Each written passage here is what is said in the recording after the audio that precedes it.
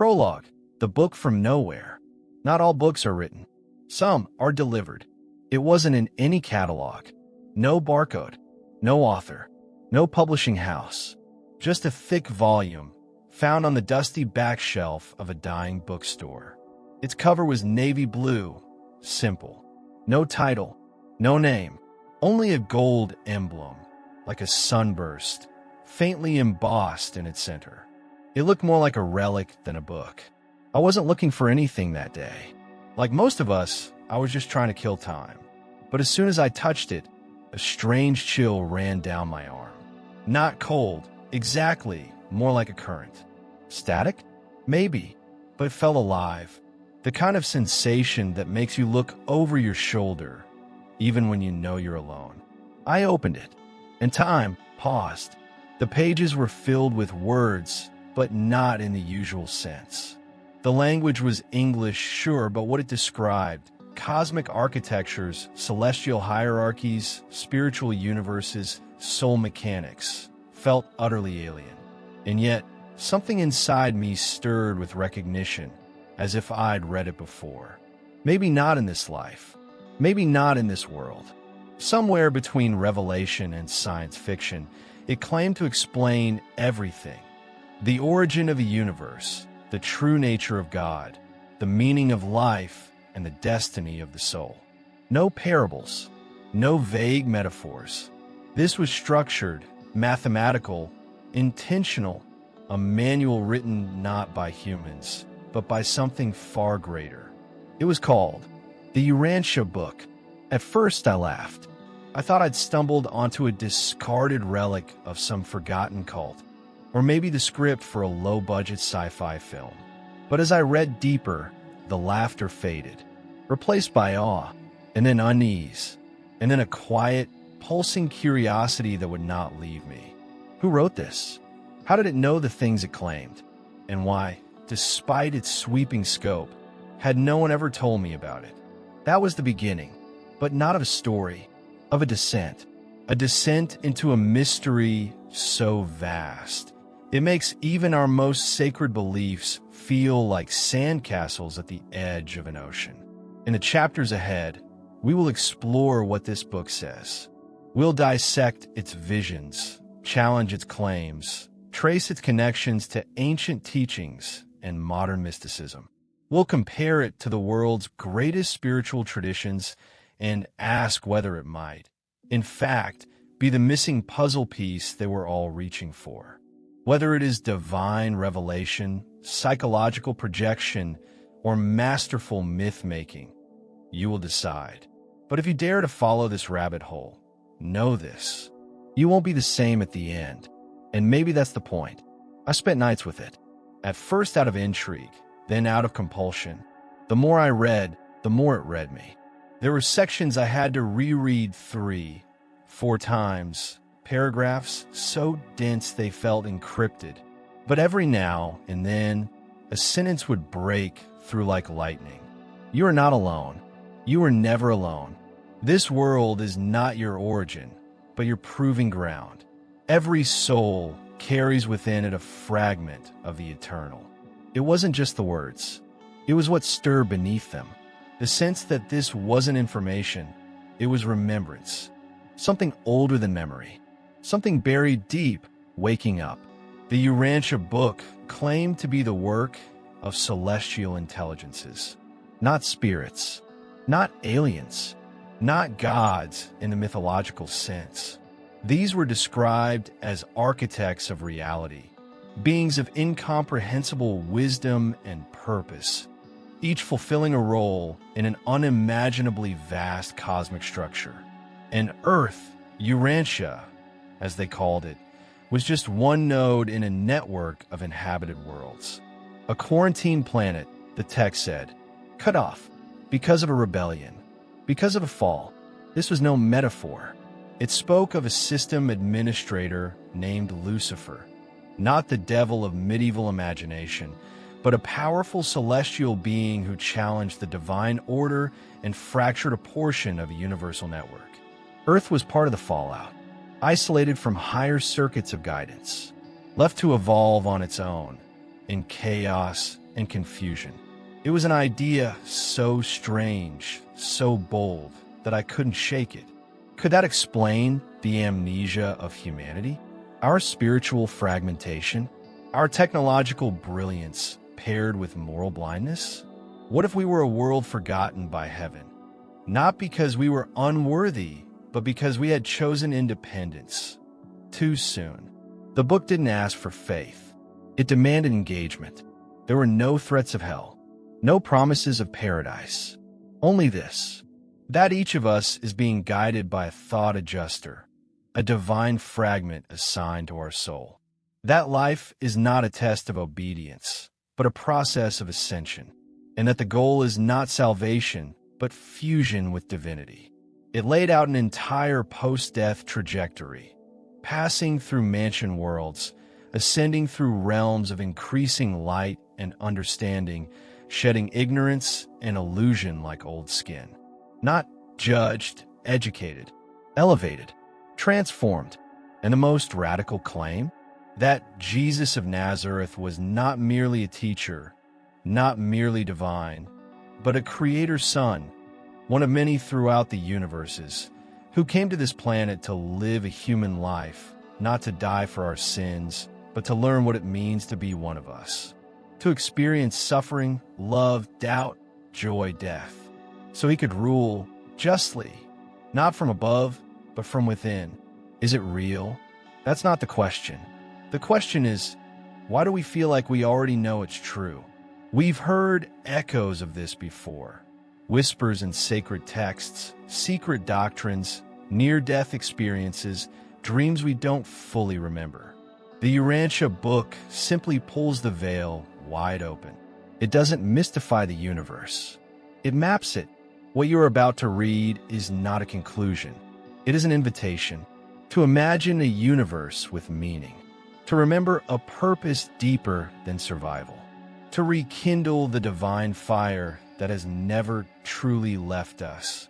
And if you're still listening, maybe it's because you already heard the call. You just didn't know its name. Until now. Chapter 1, A Call from Chicago. It began, as revolutions often do, in silence. No trumpets, no miracles, no lightning across the sky. Just a man in a city, listening to someone who should have been asleep. The city was Chicago, and the year was somewhere in the 1920s, a time swollen with change.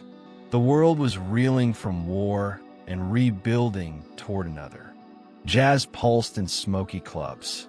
Theories of the mind were challenging cathedrals. Freud, Jung, and Nietzsche whispered things that frightened priests and thrilled poets. Electricity had begun to illuminate the darkness, but the deeper shadows, the ones inside, remained untouched. And in a quiet room, far from the noise, a doctor watched a man speak truths that no waking person should have known. His name was Dr. William Sadler, respected psychiatrist, surgeon, a man of science, and yet also a curious soul, one unafraid of things that didn't fit. He had long studied cases of trance, mediumship, and what others called possession. He dismissed most of it as fraud or hysteria. But one patient, one case was different. This man, whose name was never disclosed, would, during deep sleep, enter a state of astonishing lucidity. His voice changed. His vocabulary expanded. And what he spoke of was not the unconscious or past lives or angels. He spoke of universe circuits, of spiritual governance systems, of beings called Vorndadux, Lanindex, and Melchizedeks, of a planet called Urantia, of a grand design. Sadler was intrigued, then unsettled, then transfixed. The episodes became frequent. So Sadler did what any scientific mystic might do. He documented them. And eventually, he invited others to listen. A small group formed. Friends, colleagues, scholars, seekers. They gathered quietly and took notes. page after page, over years. This group would come to be known as the Forum. They weren't channelers. They didn't claim divine gifts. They asked questions, and the sleeping man, guided by voices who identified themselves as celestial revelators, answered them with surgical clarity.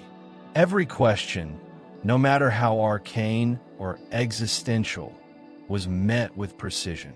These were not ramblings. They were revelations, or so it seemed. Thousands of pages were produced this way, but unlike other mystical texts that emerge from trances or visions, this wasn't poetry or parable. It was doctrine, organized, structured, systematic. It was, for all intents and purposes, a cosmic textbook. But why Chicago? Why a Midwestern city known more for steel and crime than sacred cosmology? Perhaps it was neutral ground. Perhaps it was because Sadler, despite his scientific background, maintained a cautious openness to metaphysical frontiers. Perhaps it was exactly what the revelators said, that humanity had reached a maturity and the time had come for deeper truths to be seeded. One thing is certain, the group didn't seek fame. They sought understanding. For decades, they kept the material hidden, refining it, organizing it, protecting it. The text was not published until 1955, and even then, under strict guidelines and an unusual level of anonymity. No author, no prophet, no church, only a foundation and a mission to make this knowledge available, but not to evangelize, only to preserve. It was called the Urantia Book, and for those who found it, it wasn't merely read. It was experienced. It was remembered. The book was unlike anything they had ever seen. It wasn't sacred in the traditional sense. No sermons, no commandments, no psalms.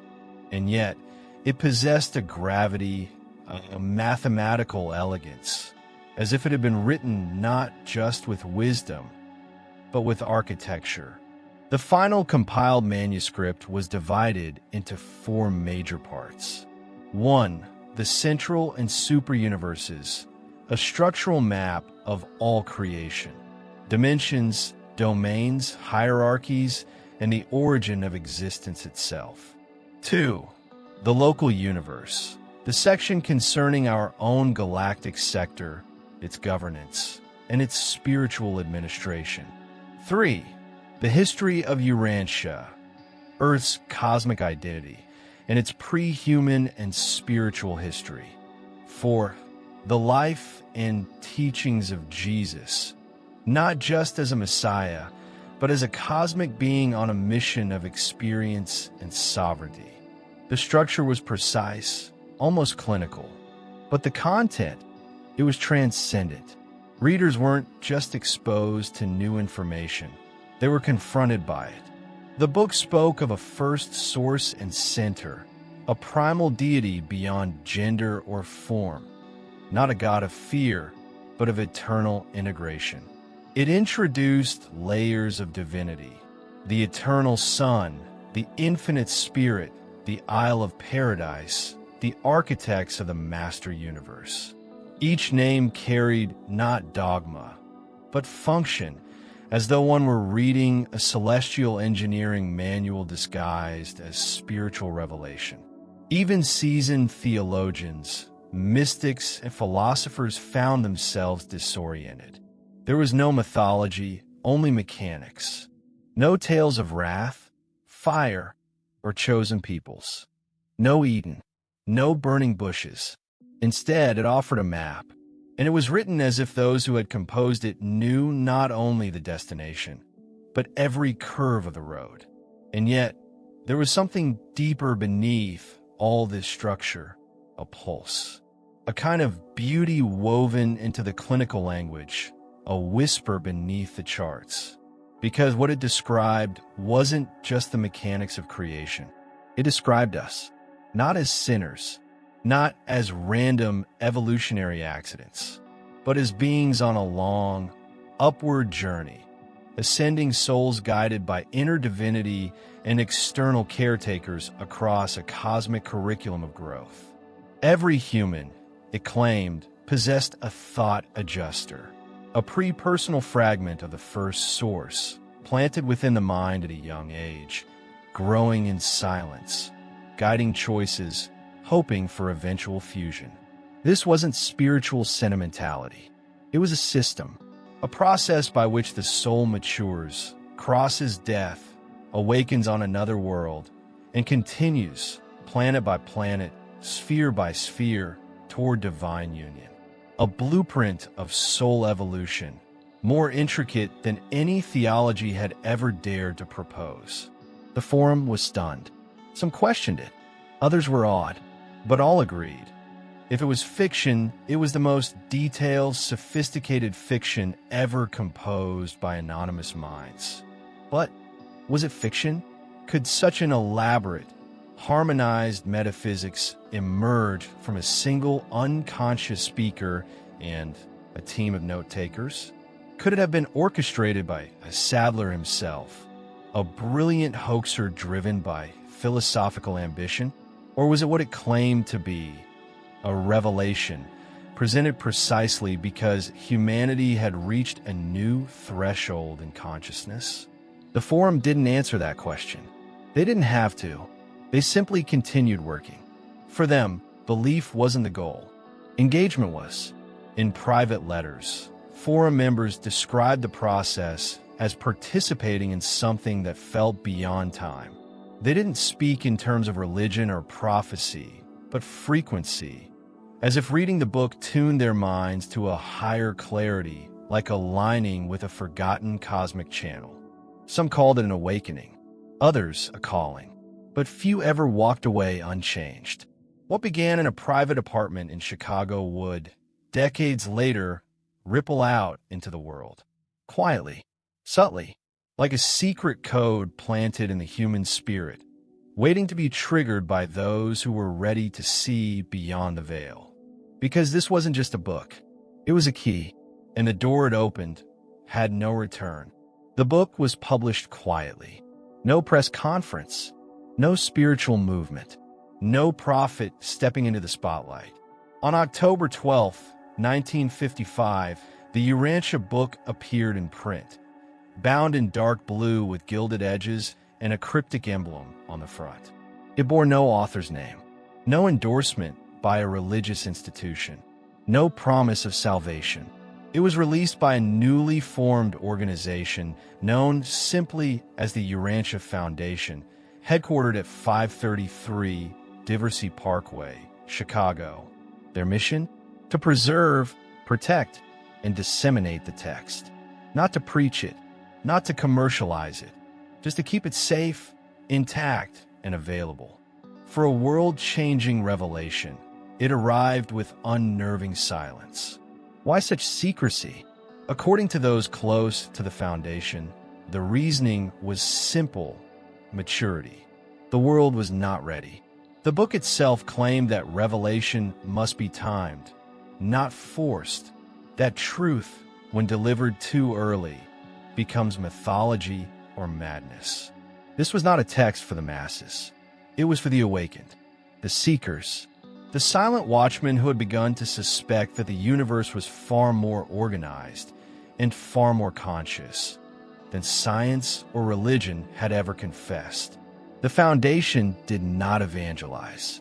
They printed copies, kept archives, answered questions with restraint, and slowly, word began to spread, not through preachers, but through whispers.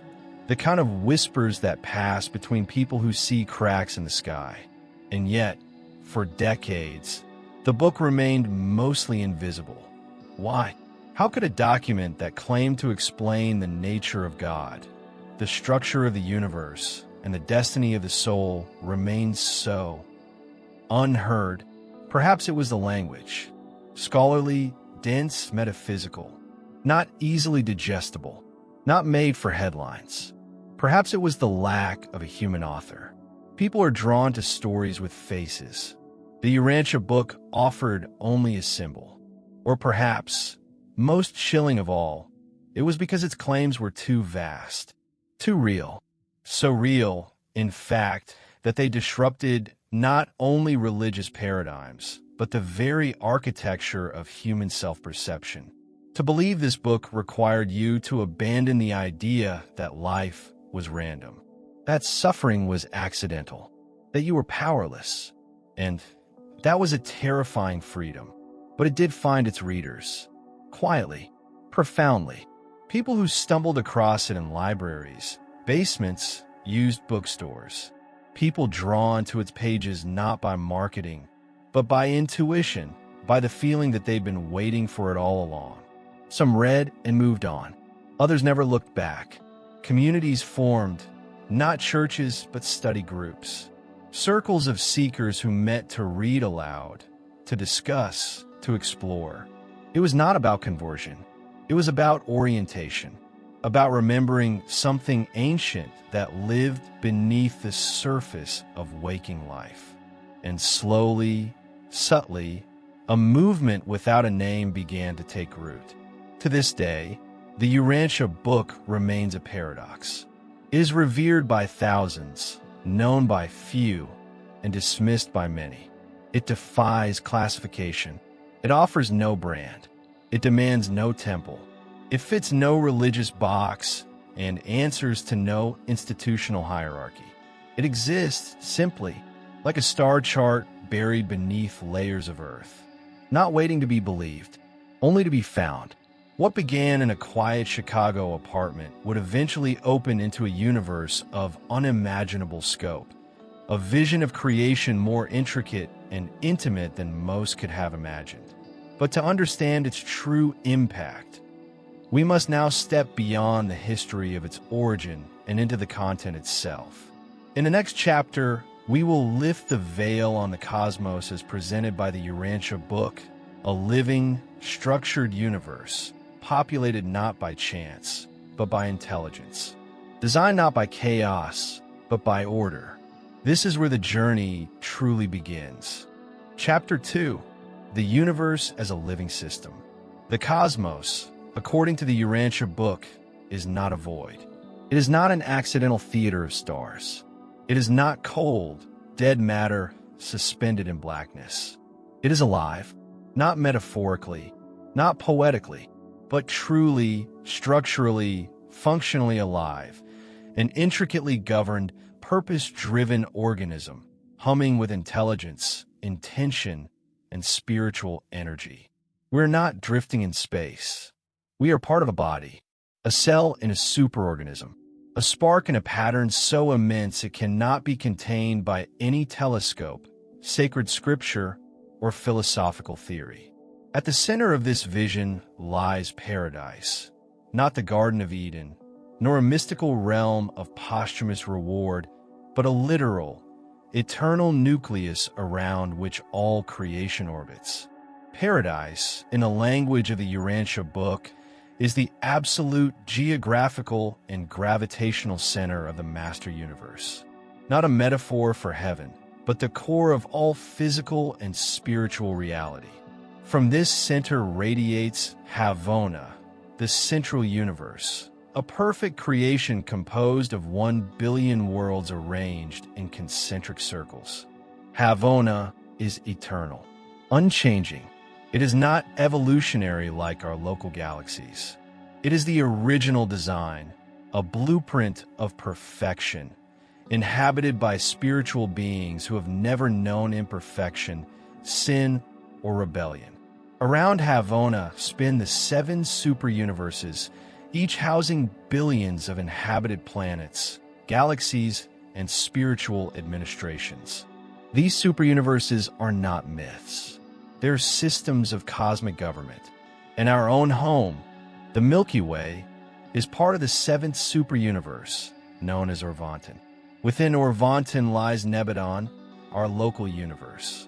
And within Nebadon, our local system.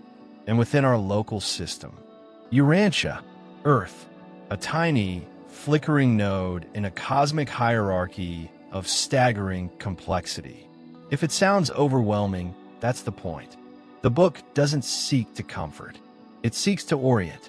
It asks the reader to consider a universe where every event, every evolution, every planetary development is embedded in a multi-layered structure of spiritual administration and design. Think of it this way. If science sees the universe as a machine, the Urantia Book sees it as a government, a spiritual federation of universes with checks, balances, jurisdictions, and governing intelligences that operate with surgical precision. At the top of this cosmic order is the Universal Father, not merely God in the Abrahamic sense, but the first source and center of all things. Beyond gender, beyond personality, the origin of origins, a being so vast and foundational that he is described not only as a creator, but as the organizing principle of reality itself. Then comes the eternal Son, the embodiment of spirit and personality. Not a stand-in for Jesus, but a universal archetype from whom all divine sons proceed. Then the infinite Spirit, the coordinator of mind, energy, and action, the divine executor. Together, these three constitute the Paradise Trinity, the eternal architects from which all power, personality, and purpose derive. From them emanate countless orders of beings, creator sons, ancients of days, perfectars of wisdom, Melchizedeks, Vorendadeks, and Lanandeks. Names that sound alien, but each with a role in maintaining the balance of creation. They are not fictional characters. They are functions, principles personified, judges, architects, teachers, technicians, governors of star systems and spirit energies. The cosmos, in this vision, is not ruled by arbitrary chaos, but by a spiritual bureaucracy of staggering intelligence. And yet, it is not sterile, not mechanical, because behind every function is will, behind every circuit, love, behind every mandate, personality. If the universe is a living system, then every world is a cell in that body. Every planet, a living experiment. Every civilization, a unique expression of the divine architecture. And yet, not all worlds are equal in maturity. Not all are in sync. Some, like Havona, exist in perfection. Others, like Urantia, are in recovery. Yes, recovery. Because according to the Urantia Book, Earth is not merely young, nor simply spiritually underdeveloped. It is a world that has been cut off. Long ago, it says, before the rise of modern humanity, a rebellion took place. Not a war between angels and devils, as in the medieval imagination, but a calculated insurrection by a celestial administrator named Lucifer. And no, he was not a red-skinned demon with horns. Lucifer was a Lanandek son, an advanced being tasked with overseeing a system of planetary development. His domain included Urantia and several other evolving worlds. But in his pride, he declared independence from the universal governance. He accused the divine order of tyranny. He claimed the right to self-rule, to self-determination. He wanted the freedom to govern without accountability to the higher spiritual circuits. And some followed him, including the planetary prince of Earth, Caligastia, another celestial being assigned to shepherd early human development. When Caligastia aligned with Lucifer, Urantia was swept into the rebellion. What followed was not flames and sulfur. It was disconnection. The circuits that connected Earth to the wider universe, the spiritual data lines, the channels of higher instruction and coordination were cut, not as punishment, but as containment. The book describes this as a kind of quarantine, a cosmic firewall to prevent the contagion of rebellion from infecting other regions of the universe. For hundreds of thousands of years, Earth evolved under this condition, isolated, still watched, still guided, but from a distance, like a planet drifting outside the cosmic internet, unaware that it was ever plugged in. Is it any wonder, then, that our history is so brutal?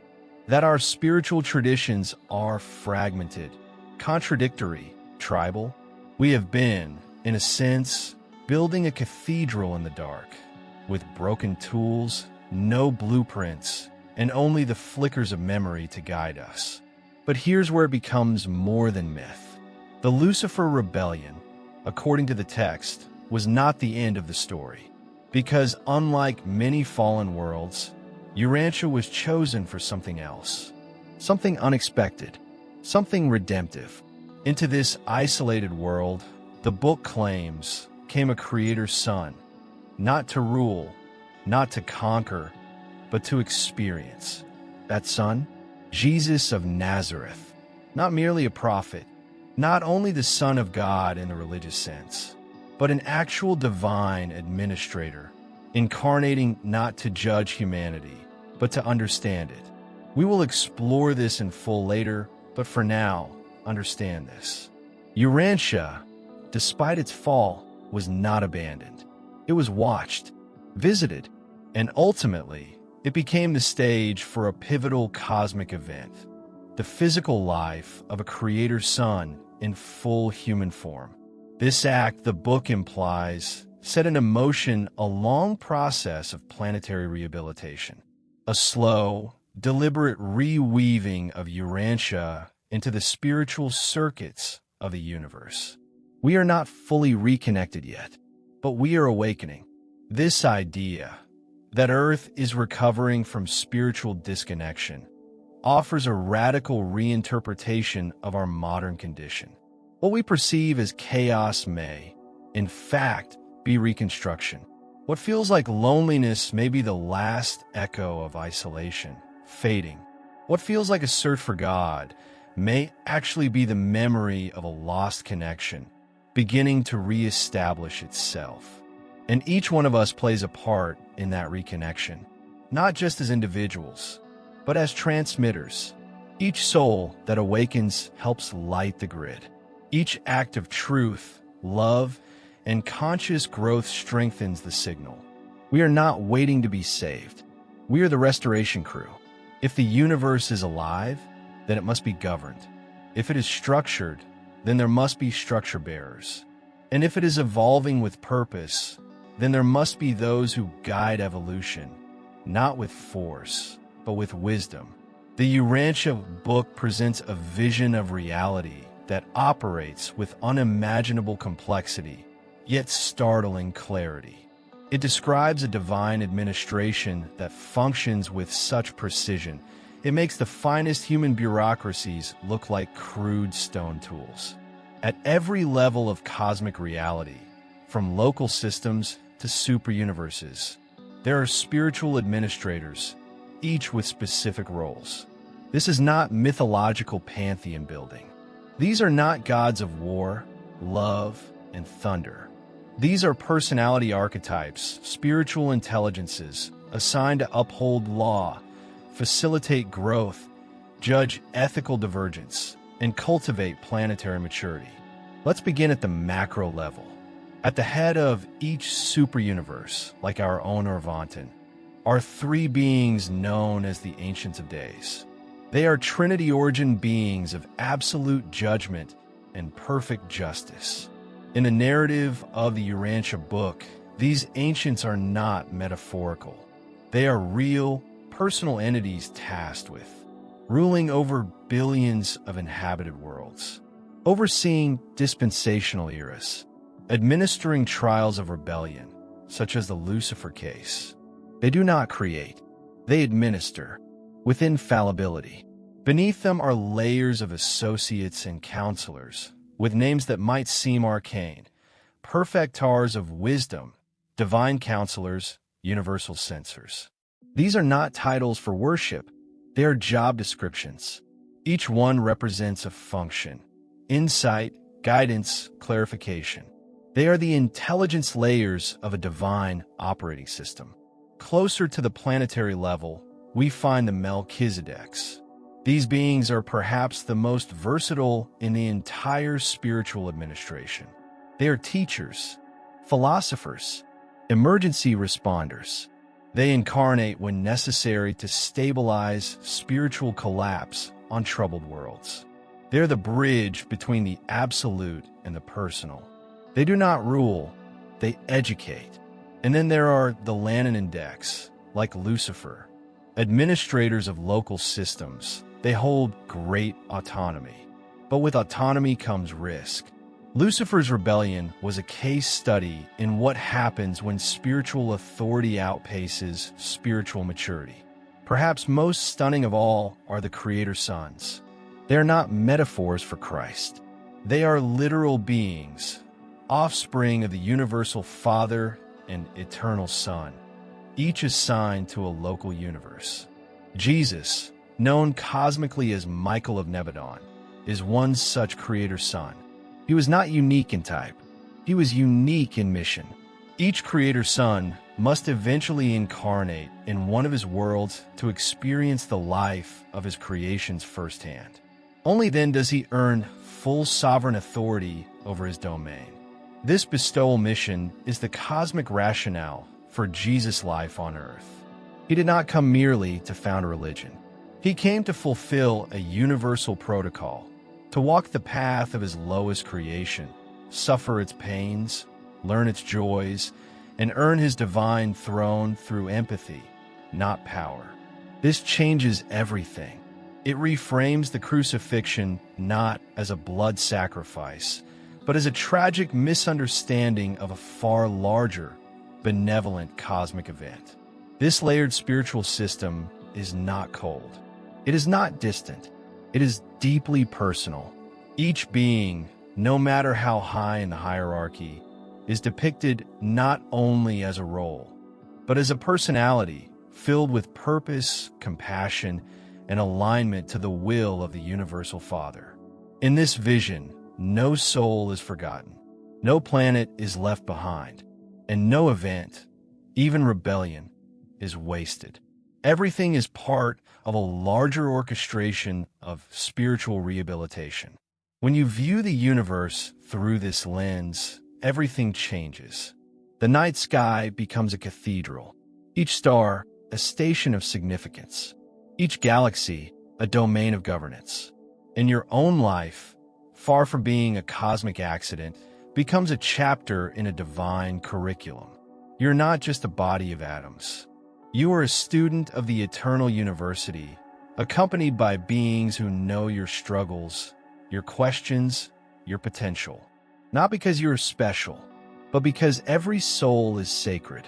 If the universe is governed by intelligence, if every star is accounted for, if every planet is enfolded in a matrix of divine intention, then where does that leave us? Where does that leave the wandering, the uncertain, the lonely soul in the modern world? Walking through cities lit by artificial stars, staring at screens, aching for meaning in a culture that barely acknowledges the soul. It leaves us exactly where we've always been, on a journey, not forgotten, but unfolding. Observed, accompanied, loved. The model presented in the Urantia Book is not just metaphysical. It is deeply psychological, because it asks one essential question quietly, repeatedly, without ever quite naming it. What if you are more than you think you are? Not just in the poetic sense, not just metaphorically. What if the voice inside you that urges toward compassion is not just the product of social conditioning? What if your sudden moments of awe under a night sky, or in the presence of love, or in the silence after grief, are not glitches in your biology, but whispers from a spiritual ecosystem try to remind you of what you forgot when you were born? What if the ache you feel, the sense that something is missing, is not emptiness but invitation? According to the Urantia Book, this is not wishful thinking. It is reality. You are not alone in your mind. Every human, it says, houses a divine fragment, what the book calls a thought adjuster, an indwelling presence, pre-personal and eternal, seated in you by the universal Father himself. It doesn't control you. It doesn't force belief. It whispers. It nudges. It waits. It waits for you to notice, to align, to trust, because its mission is not to rule over you, but to one day fuse with you, to become a single, unified soul, rising through the universes together, until you stand before the very source from which all things flow. This is not religion. This is destiny by design, and it redefines what it means to be human. No longer are we random. No longer are we fallen. We are unfinished, works in progress within a cosmic system that values process as much as outcome. Every failure, every shadow, every act of ego or separation is a lesson in a curriculum authored by the universe itself. Even rebellion, as we'll explore in the next chapter, is not a flaw in the system. It is part of the education of free will, because love without freedom is slavery, and freedom without wisdom is chaos. We live in the space between. That is what makes Earth so extraordinary, so volatile, so rare. It is the laboratory of integration, where the infinite and the finite collide inside fragile human lives again and again, until we begin to remember who we were before time put us to sleep. The universe, in this vision, is not distant. It is not up there. It is through us. Each breath you take is part of a system of life that extends to galaxies unseen. Each act of love, each moment of courage or clarity sends ripples through a web of spiritual circuits that we are only beginning to rediscover. There is no such thing as isolation, only forgetfulness. And the function of revelation is to help us remember, not just information, orientation, a new axis by which to live. So the next time you look at the stars, don't wonder if there's life out there. Know that there is. Know that it watches patiently, that it yearns not for your worship, but for your awakening. The universe is not waiting to punish you. It is waiting to welcome you back, not as a sinner, but as a citizen, a cosmic citizen, on a sacred planet, at a critical time. But to understand how we ended up in this strange, isolated condition, we must go deeper. We must travel back, not to the beginning of time, but to the beginning of choice. The moment when a powerful being declared independence from divine alignment. The moment that tore our planet from a cosmic net. The rebellion of the heavens. And the fall of a prince who was meant to guide us, but instead betrayed the trust of eternity. Chapter 3, The Rebellion of the Heavens. In the beginning there was order. Not perfection, not everywhere, but order. Harmony. Worlds turning in their courses. Civilizations evolving under guidance. Stars forming in silence. Spiritual administrators fulfilling their roles like the movements of a celestial symphony. Then, one day, a single note struck discord. A thought, a question, a declaration. Why must we serve? That question did not come from a human. It came from a Lannan son, a high-ranking celestial being charged with the governance of an entire system of worlds. His name was Lucifer. Unlike the theological caricatures we inherited, horned, monstrous, demonic, Lucifer in the Urantia Book is not evil by design. He is described as brilliant, charismatic, and gifted beyond measure. He had risen through the ranks of divine service with distinction. He had the trust of the universe, and for a time, he wielded that trust wisely. But something shifted. At first, it was internal, a growing sense of self-importance, a fixation on personal brilliance, a subtle elevation of autonomy over unity. Then came a doctrine, and with it, the rebellion. Lucifer did not attack the universal Father directly. He simply began to question the structure. He proclaimed what became known as the Lucifer Manifesto, a three-point declaration that challenged the very fabric of cosmic governance. 1. The Father is a myth. The notion of a distant, invisible source, unseen, unknowable, and unreachable, was in Lucifer's eyes a superstition designed to enslave intelligent beings to blind obedience. 2. The local universe should be sovereign. No system should be beholden to higher spiritual jurisdictions. Each system should self-govern, free from the constraints of universal law. 3. Personality liberty is supreme. Individual freedom, especially for celestial administrators, should override any external mandate or spiritual hierarchy. On the surface, it sounded like liberation. Beneath it, it was isolation in disguise. Lucifer was not seeking freedom for others. He was seeking power without accountability. But rebellion, especially in spiritual domains, is not staged with swords. It is staged with ideas. And so he seduced minds, not all but many. He recruited fellow Landindex. He persuaded a planetary prince named Caligastia, who governed a young, promising planet known as Urantia. He infected a network of loyal servants with a virus of self-worship disguised as emancipation. And then, as quietly as a star collapsing in on itself, the system of harmony fractured. The response from higher authority was swift, but not brutal. There was no annihilation, no thunderbolts, only disconnection. Lucifer's domain was quarantined, not as punishment, but as protection, to keep the infection of rebellion from spreading into loyal sectors. The rebel angels were given time to choose, time to reconsider, time to self-correct. But many did not, and so began the Lucifer Rebellion, an era of cosmic tension that would alter the course of multiple worlds. Nowhere did this fracture cut deeper than on Urantia. Caligastia, once a trusted planetary guide, aligned fully with Lucifer's agenda. His betrayal was not only theological, it was anthropological.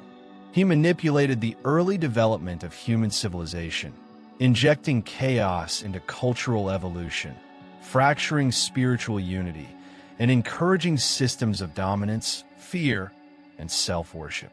The result? A world in confusion, religions divided, empires built on blood, spiritual truths twisted into dogma or lost entirely. Humanity, blind to its true origin, was left to stumble in the dark. Not alone, but disconnected. The circuits that once delivered universal guidance were severed. And in that silence, false gods rose. Fear became theology. Power became divinity. The memory of paradise faded. But not all light was extinguished. Within this fracture, a plan was set in motion. A remedy, a descent, a creator's son, Michael of Nebadon, would incarnate on one of the fallen worlds. Not to punish, not to fight, but to understand. That world? Urantia. That son? Jesus. But that is not the end of this story. It is the next chapter. Before we can understand the healing, we must finish the tale of the fall. Because rebellion is not just a cosmic event. It is a psychological pattern, a spiritual temptation that still whispers in the human soul. The temptation to declare, I am my own God. I need no source.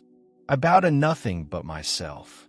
That temptation lives on, not as mythology, but as human nature, shaped in part by the echoes of a celestial uprising that has never fully healed. Rebellion doesn't end with an act. It lingers in systems, in minds, in the architecture of belief. The Lucifer Rebellion was not just a celestial mutiny. It was a metaphysical virus, and Earth became one of its most infected hosts. A planet severed from the spiritual circuits of its universe, left to evolve in relative isolation, groping for meaning without memory of the source.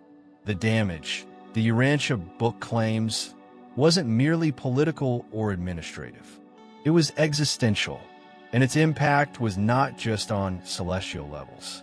It was personal, etched into the soul of humanity. When a planet loses its connection to divine guidance, it doesn't stop evolving. It just evolves blindly.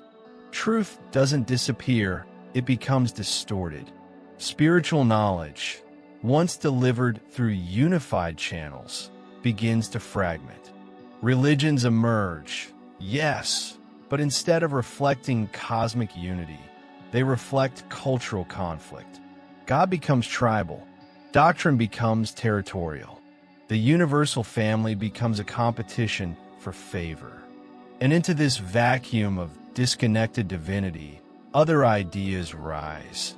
False, seductive ideas that mimic spiritual insight, but serve ego instead of evolution. That power is holiness. That fear is virtue. That the divine is jealous, wrathful, and in need of appeasement. These are not innocent theological errors. They are echoes of the rebellion. Lucifer's doctrine of self-sovereignty, his declaration that each system, each person, should obey no will but their own, didn't die with the celestial quarantine. It sank into culture. We see it in the glorification of unchecked power, in the worship of fame without wisdom, in ideologies that make man the center of the universe, and conscience the enemy of freedom. Even our concept of evil has been shaped by the rebellion, not as something relational or systemic, but as a permanent identity, as if some souls were created wicked and others saved by birthright. The idea of fallen angels morphs into damned souls. The idea of rebellion becomes original sin.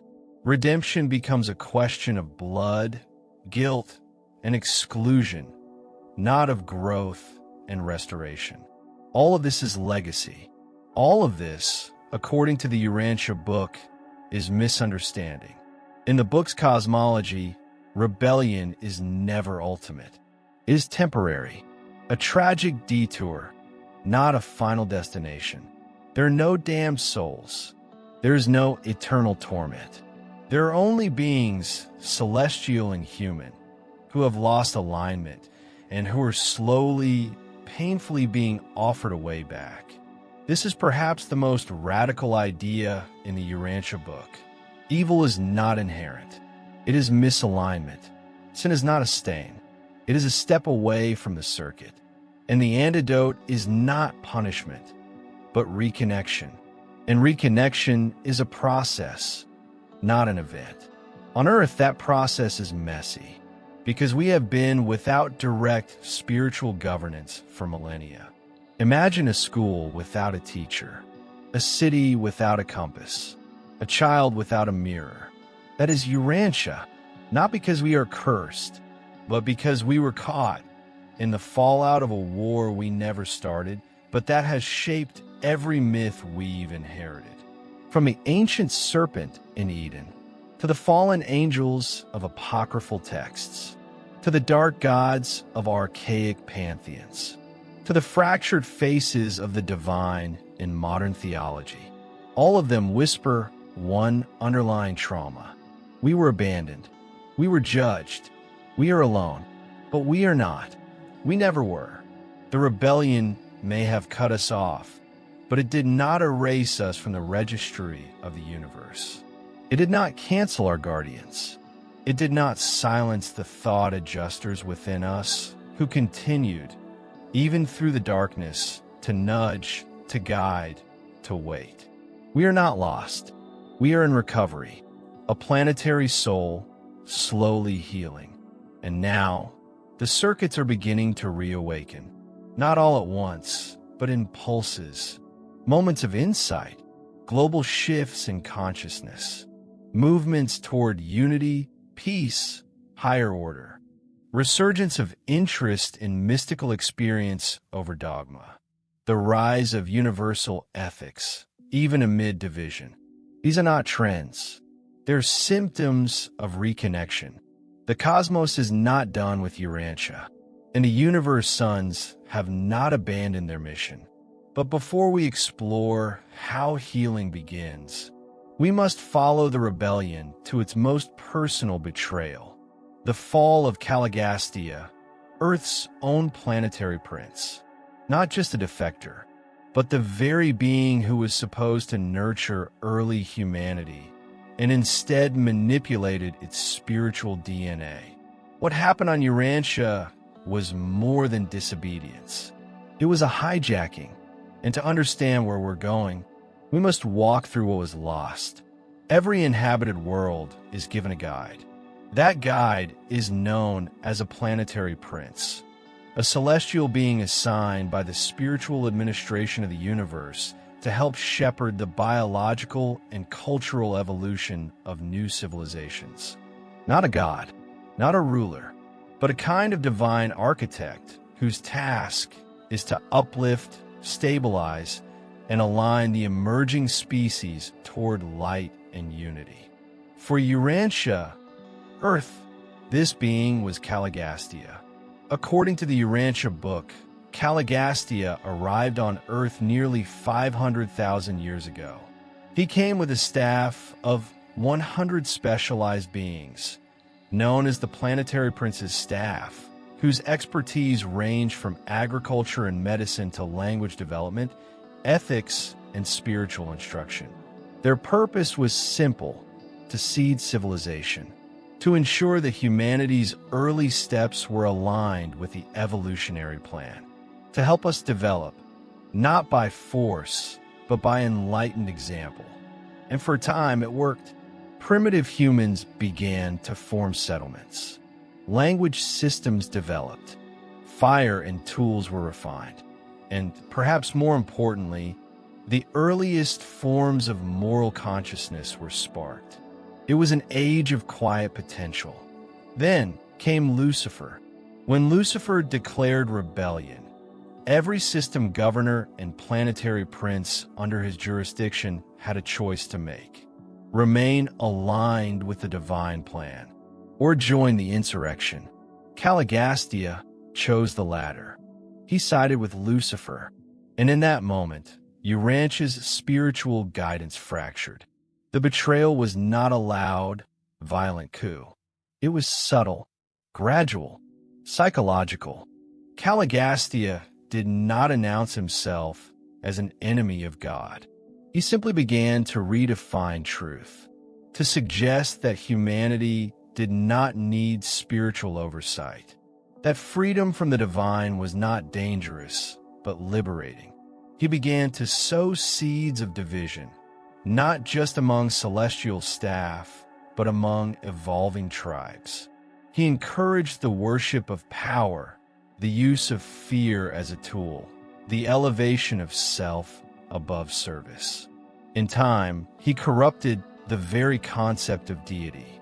Instead of one universal, benevolent source, primitive humans were taught to see multiple gods, angry, warring, territorial deities who demanded sacrifices and obedience. Sound familiar? The theological framework we now call paganism, and even aspects of institutional religion, bears the fingerprint of this distortion. Perhaps the most tragic aspect of Caligastia's betrayal was that it targeted the human imagination, the bridge between consciousness and the divine. He didn't need to destroy truth. He only needed to confuse it, mix just enough light with darkness, twist the sacred into the political, make mysticism indistinguishable from superstition, encourage ritual without relationship, dogma without presence, and then step back, let chaos do the rest. By the time humans developed writing, cities, and organized religion, the damage had become cultural memory. The gods were no longer spiritual metaphors, but tools of empire. Priests became gatekeepers. Kings became divine by fiat, and the divine became a concept to be feared, not loved. All while Caligastia remained in the shadows, feeding on the disharmony he had helped to shape. He became known in time by many names: the devil, Satan, Shaitan, the adversary. But the Urantia Book is clear. These myths are distorted echoes of a real being, a real betrayal, too ancient to be clearly remembered, but too powerful to forget. The implications of this are enormous. It means that much of what we call human nature is not original. It is engineered distortion, a deviation introduced at a formative stage in our development, a spiritual wound inflicted at the dawn of our story. And yet, there is hope, because while Caligastia betrayed his post, we were never abandoned. Higher beings continued to watch. The thought adjusters kept whispering. Prophets emerged in every culture, bearing fragmented truth. And then, when the time was right, something unprecedented occurred. A Creator's Son, Jesus, as we know him, chose Urantia as the site of his final bestowal mission. Of all the billions of inhabited worlds, he chose this fractured planet, not because we were favored, but because we were hurting. He came not to reign, but to live. Not to erase Caligastia's betrayal by decree, but to undo it by example. To realign the human narrative by fully participating in it. That story is the heart of the Urantia Book, and it begins in full next. We have now traced the architecture of the universe, the rise of rebellion, and the fall of Earth's planetary guide. What comes next is restoration, but not without complexity. Because when the divine steps into the human story, it does not dominate. It walks, and it suffers, and it transforms. Chapter 4, The Cosmic Christ. Long before the name Jesus echoed across cathedrals, synagogues, and mosques. Long before nativity scenes and crucifixes became icons of salvation. Long before humanity ever walked upright on earth, there was Michael, not the archangel of Christian lore, not a warrior with wings, but a Creator's Son, a divine personality born of the eternal Son and the universal Father, assigned authority over an entire local universe. His name, in the cosmic registry, was Michael of Nebadon. His responsibility, the conception, formation, and progressive spiritual governance of a universe comprising 10 million inhabited worlds. And among those worlds, somewhere in the outer fringes of a troubled superuniverse, spun a small blue planet called Urantia. According to the Urantia Book, Creator Sons like Michael are not distant overseers. They are active architects. They build their universes with loving precision, designing systems, planting life, and appointing spiritual governors to ensure evolutionary development proceeds according to cosmic design. Each Creator Son must eventually complete 7 bestowals, a series of incarnations across different orders of intelligent life within their domain. Not for punishment, not for atonement, but for experience. Only by living as a creature among their own creation can a Creator Son earn full and final sovereignty over their universe. And Michael had completed 6 of these incarnations. There remained only one, the final bestowal, the most vulnerable, the most intimate, to become a human. But not just any human, a human on Urantia, a planet in chaos, a world isolated by rebellion, confused by betrayal, blind to its origin. Of all the peaceful, spiritually mature worlds in Nebadon, why would Michael choose this one? The book is clear. It was intentional. Where better, it suggests, to understand the lowest, most fragile form of intelligent life, that in the very crucible of confusion, where better to express unconditional love than on a world steeped in conditionality, where better to demonstrate divine patience than in the midst of religious arrogance, political corruption, and spiritual amnesia, where better to walk unseen as God. than among those who had forgotten what divinity looks like? And so, the decision was made. The highest being in our universe would descend into time and space, not as a king, not as a prophet, not as an ethereal light being, but as a child, a helpless, hungry, crying infant, not in Rome, not in Egypt, but in a backwater territory of a small empire, Judea, under Roman occupation. His parents were not scholars or priests. They were humble, poor. Their names, Joseph and Mary. And the child's name? Joshua, in Aramaic. In Greek, Isis. In English, Jesus. From the cosmic halls of Havona to the straw-filled silence of a Bethlehem stable, Michael of Nebadon became Jesus of Nazareth. Not in part, not symbolically, but fully. He did not wear humanity like a costume. He became it. He subjected himself to hunger, fatigue, laughter, loss. He learned language, culture, tradition. He watched his father die. He studied scripture. He wrestled with his identity, not to entertain doubt, but to fully inhabit limitation. This, according to the Urantia Book, was the miracle before the miracles, not the healing of the blind or the calming of storms, but the decision of divine perfection to walk inside human frailty, to not override it, but to embrace it.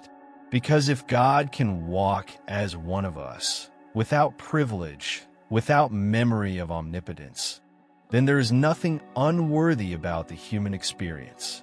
And so, a new pattern was introduced into Urantia's broken circuitry. Not the old model of sacrifice and fear, but the living template of love, truth, and experiential union. This was not a rescue mission. It was a recalibration. And Jesus, the man, was not merely a moral teacher or symbolic martyr. He was the cosmic Christ, the divine blueprint made personal, the invisible order made visible in a single life. Not to be worshipped from a distance, but to be followed. Not to die for our sins, but to live as a model for our potential. In the next section, we will explore the hidden years of Jesus' life. Those unrecorded decades that the Urantia Book claims are filled with travels, study, and encounters with spiritual traditions across the globe. But for now, understand this. The incarnation of Michael of Nebadon was not a footnote in Earth's spiritual story. It was the hinge upon which cosmic history turned. Because for the first time on a lost and wounded world, the Creator walked without title. The infinite stepped into the finite. The universal became personal, and nothing on earth or in the heavens would ever be the same. In most religious texts, the life of Jesus is a story in fragments, a miraculous birth, a moment at age 12 in the temple, then silence, decades of silence, until suddenly he appears 30 years old, walking into the Jordan River to be baptized by John, ready to preach, to heal, to die. What happened in between? Where is he? What was he doing? Who was this man before the world called a Messiah? The Bible offers no answers, but the Urantia Book does. And the story it tells is not only profound, but transformative. Jesus' life between the ages of 12 and 30, the Urantia Book claims, was not hidden because it was uneventful. It was hidden because it was human, painfully, beautifully, challengingly human, and deeply cosmic in consequence.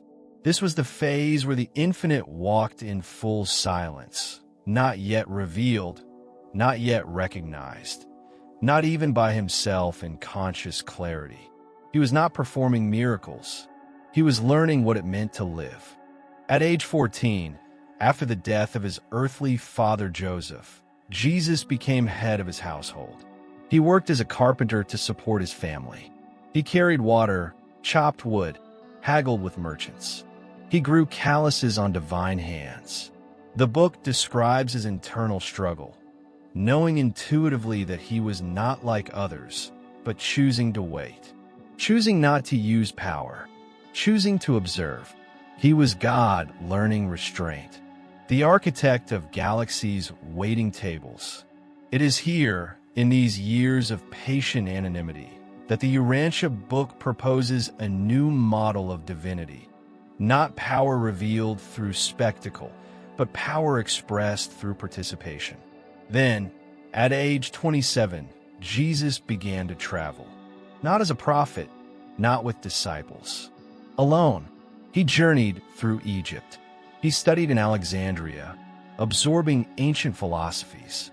He crossed into Mesopotamia, encountering the descendants of Zoroastrian priests who spoke of one eternal creator. He made his way to India, where he listened to the teachings of Brahmins and Buddhists. He observed rituals, debated sages, broke bread with the poor. But he did not convert. He did not proclaim. He listened, because his purpose was not to correct ancient religions, but to understand their essence, to find the threads of truth beneath the veils of time and culture. In the temples of the East, he saw truth obscured by tradition. In the marketplaces of the West, he saw greed disguised as enterprise. In the hearts of the forgotten, he saw a purity that no doctrine could explain. And everywhere, he carried one question: what does it truly mean to be human? Not to know what humans believe, but to live what they endure: confusion, longing, love, fear, joy, loneliness, sacrifice. In these silent years, Jesus was not preparing to perform miracles.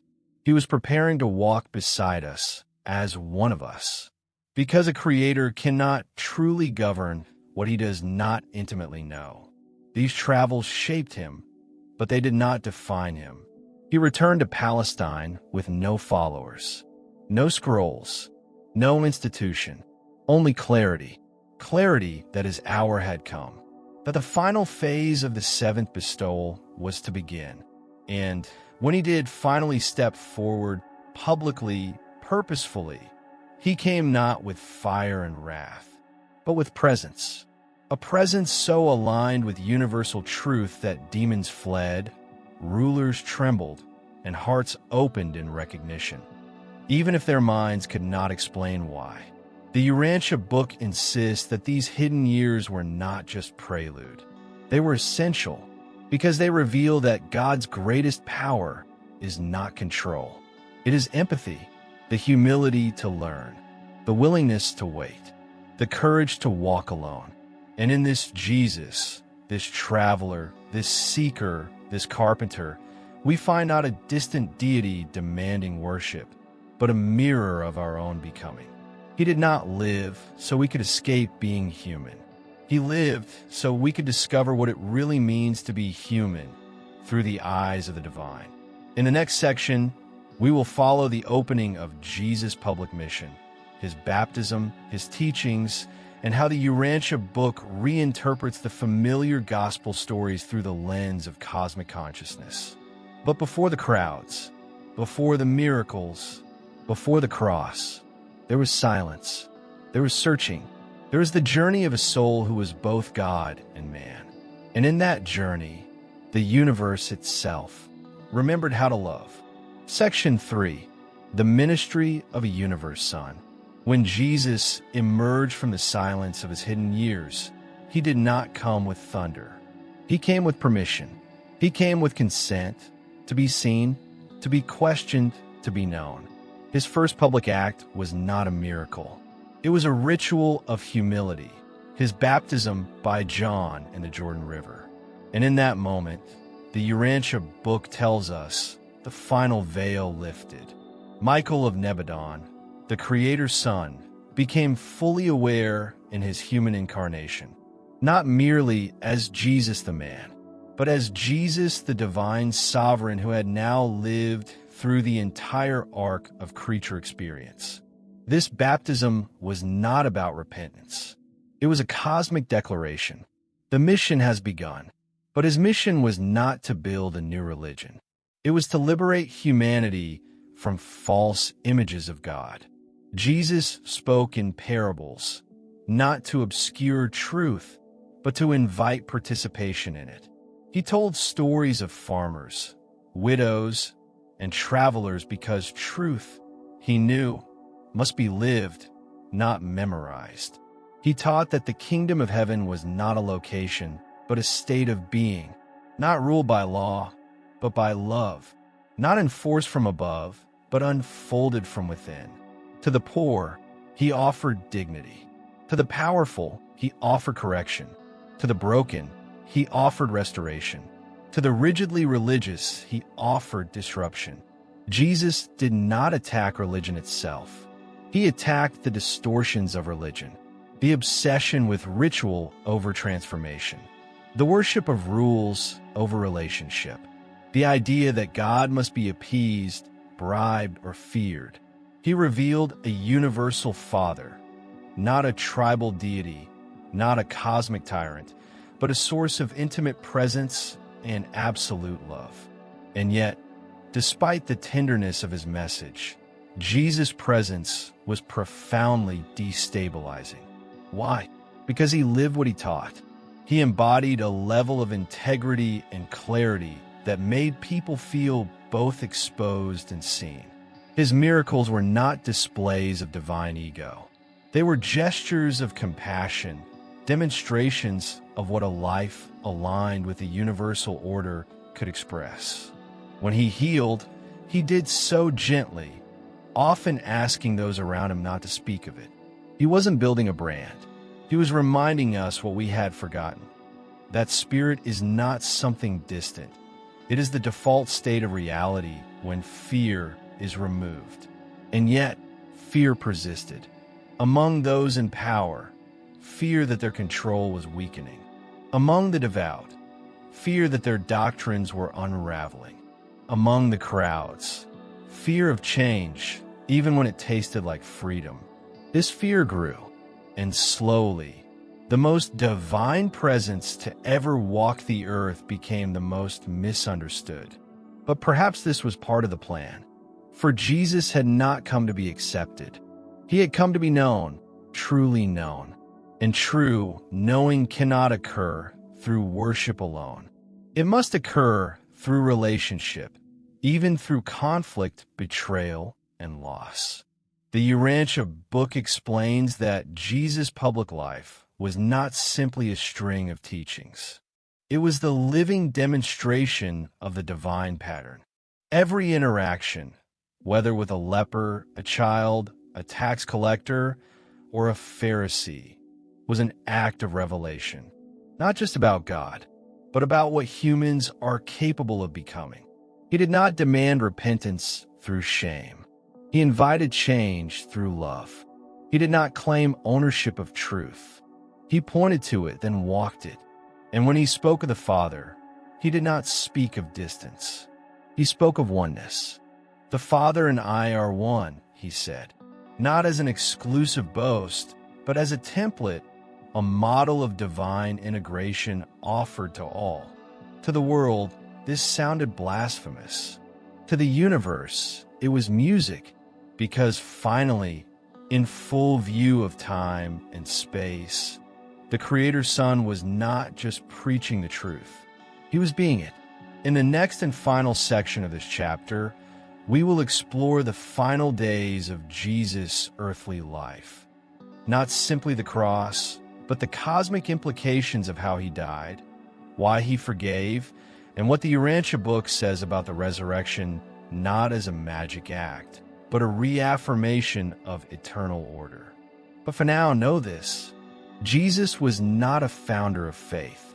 He was the fulfillment of faith, not as belief, but as direct experience. He did not come to demand loyalty. He came to demonstrate what it means to live in divine alignment. As a sovereign soul, free from fear, guided by truth, and sustained by love. And through him, the universe whispered once more into the darkness of Urantia. You are not forgotten. You are not broken. You are becoming. Section 4. Death, Resurrection, and Sovereignty. If Jesus had wanted to avoid the cross, he could have. That is the first claim the Urantia Book makes clear. This was no helpless prophet swept up in political tides. This was the Creator Son of a universe, fully conscious of his identity and authority. At any moment, he could have called upon legions of celestial beings. He could have silenced his accusers with a word. He could have vanished from history, quietly, divinely untouchable. But he didn't, because his death was not about submission to evil. It was about confronting evil without becoming it. According to the Urantia Book, Jesus' death on the cross was not a divine necessity. It was not required by the Universal Father. It was not a cosmic blood payment for sin. No divine justice demands pain. Instead, the cross was the final act in the human drama, the last page of the Creator Son's seventh bestowal mission. He died not because he had to. He died because he chose to walk the full path of the human condition, even unto betrayal, humiliation, and physical death. Not to appease God, but to prove something to creation. That divinity does not retaliate. That truth does not abandon love in the face of fear. That forgiveness is stronger than the sword. And forgive he did. On the cross, bleeding, broken, mocked, he spoke one of the most misunderstood lines in human history. Father, forgive them, for they know not what they do. These were not words of resignation. They were words of authorship, an act of spiritual authorship that rewrote the rules of vengeance and justice. It was the voice of the Creator choosing mercy over mandate, not because law was broken, but because grace was the higher law. He did not die to change God's mind about humanity. He died to change humanity's mind about God. The events of the crucifixion, the Urantia Book explains, were permitted not because they were necessary, but because they were educational, both for Earth and for the entire universe watching the culmination of a Creator Son's final test. He had endured misunderstanding, betrayal, physical torment, and spiritual abandonment, and yet never once lost alignment with the divine will. This, in cosmic terms, was his sovereign coronation, not in gold but in wounds, not on a throne but on a wooden beam. In this, Jesus fulfilled not a prophecy but a principle. That true leadership is not domination. It is sacrifice without bitterness. It is the willingness to descend, not to be praised, but to elevate others through presence. And then he rose, but not in the way popular tradition often imagines. There were no thunderbolts, no angelic armies. The Urantia Book describes the resurrection not as a reversal of death, but as a transition of identity, a return to his true spiritual form. In the early hours of Sunday morning, in the stillness of a garden tomb, the divine soul of Jesus, the eternal Michael of Nebadon, reclaimed his full cosmic stature, not to leave us behind, but to signal that the path of human ascension had been walked to completion. He had become what he always was, but now he had earned it through experience. And in doing so, he opened a channel through which all souls could follow.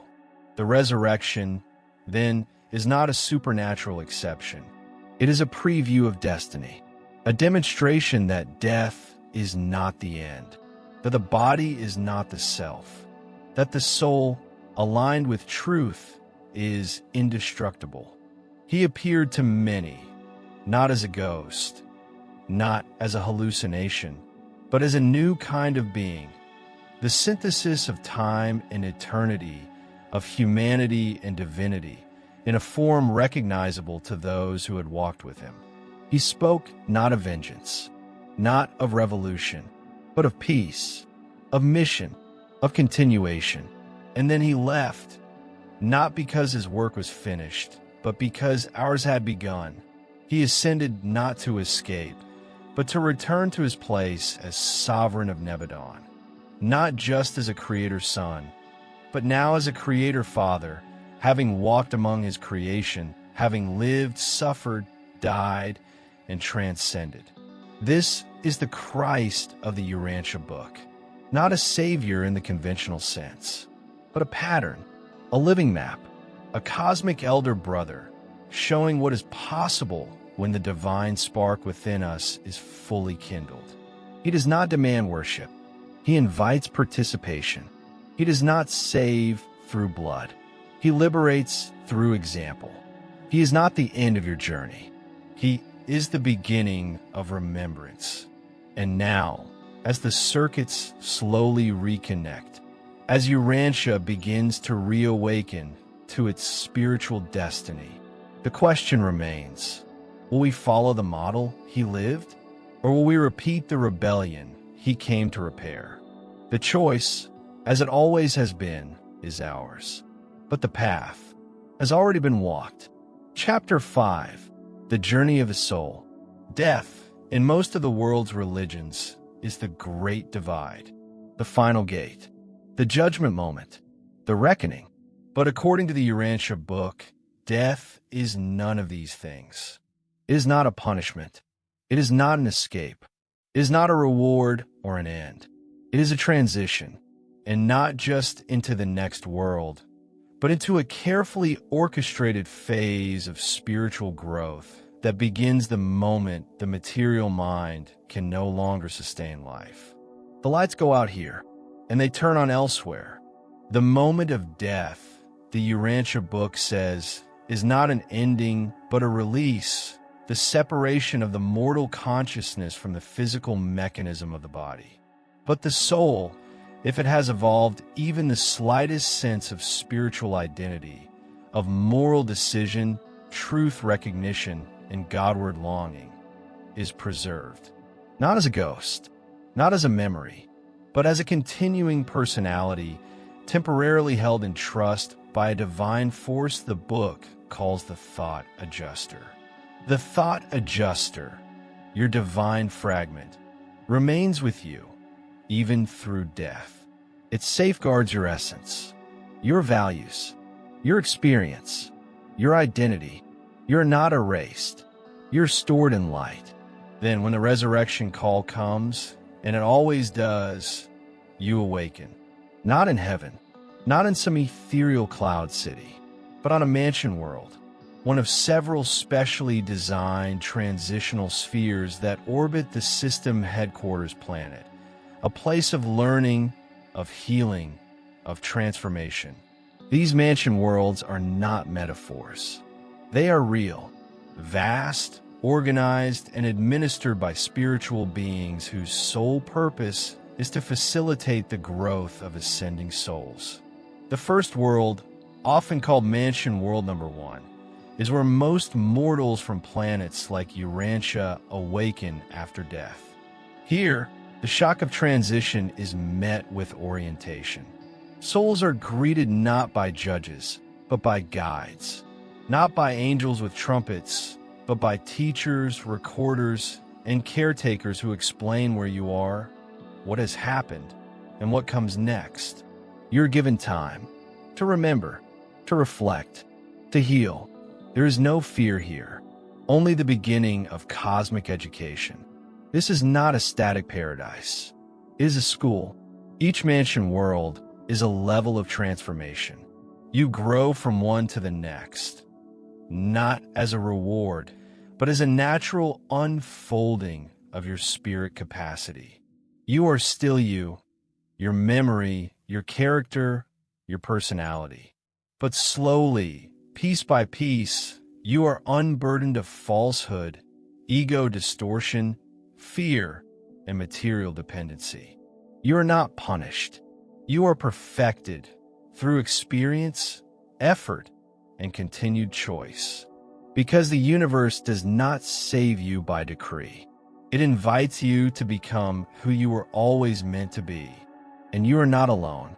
Throughout this journey, you are surrounded by beings, both newly resurrected mortals and advanced spiritual caretakers who help you learn what it means to think with spiritual clarity, how to interact as a soul rather than as a body, how to move through reality by intention rather than locomotion, how to grow toward God not by belief, but by fusion of being. Each lesson is a recalibration, each world a deeper alignment with the divine will. You begin to understand things that Earth could never contain. You begin to remember fragments of cosmic truth you glimpsed only in dreams or deep contemplation. And slowly, the sense of separation you carried for a lifetime dissolves. The mansion worlds are not destinations. They are passageways, early steps in a journey that spans countless worlds, countless revelations, countless transformations.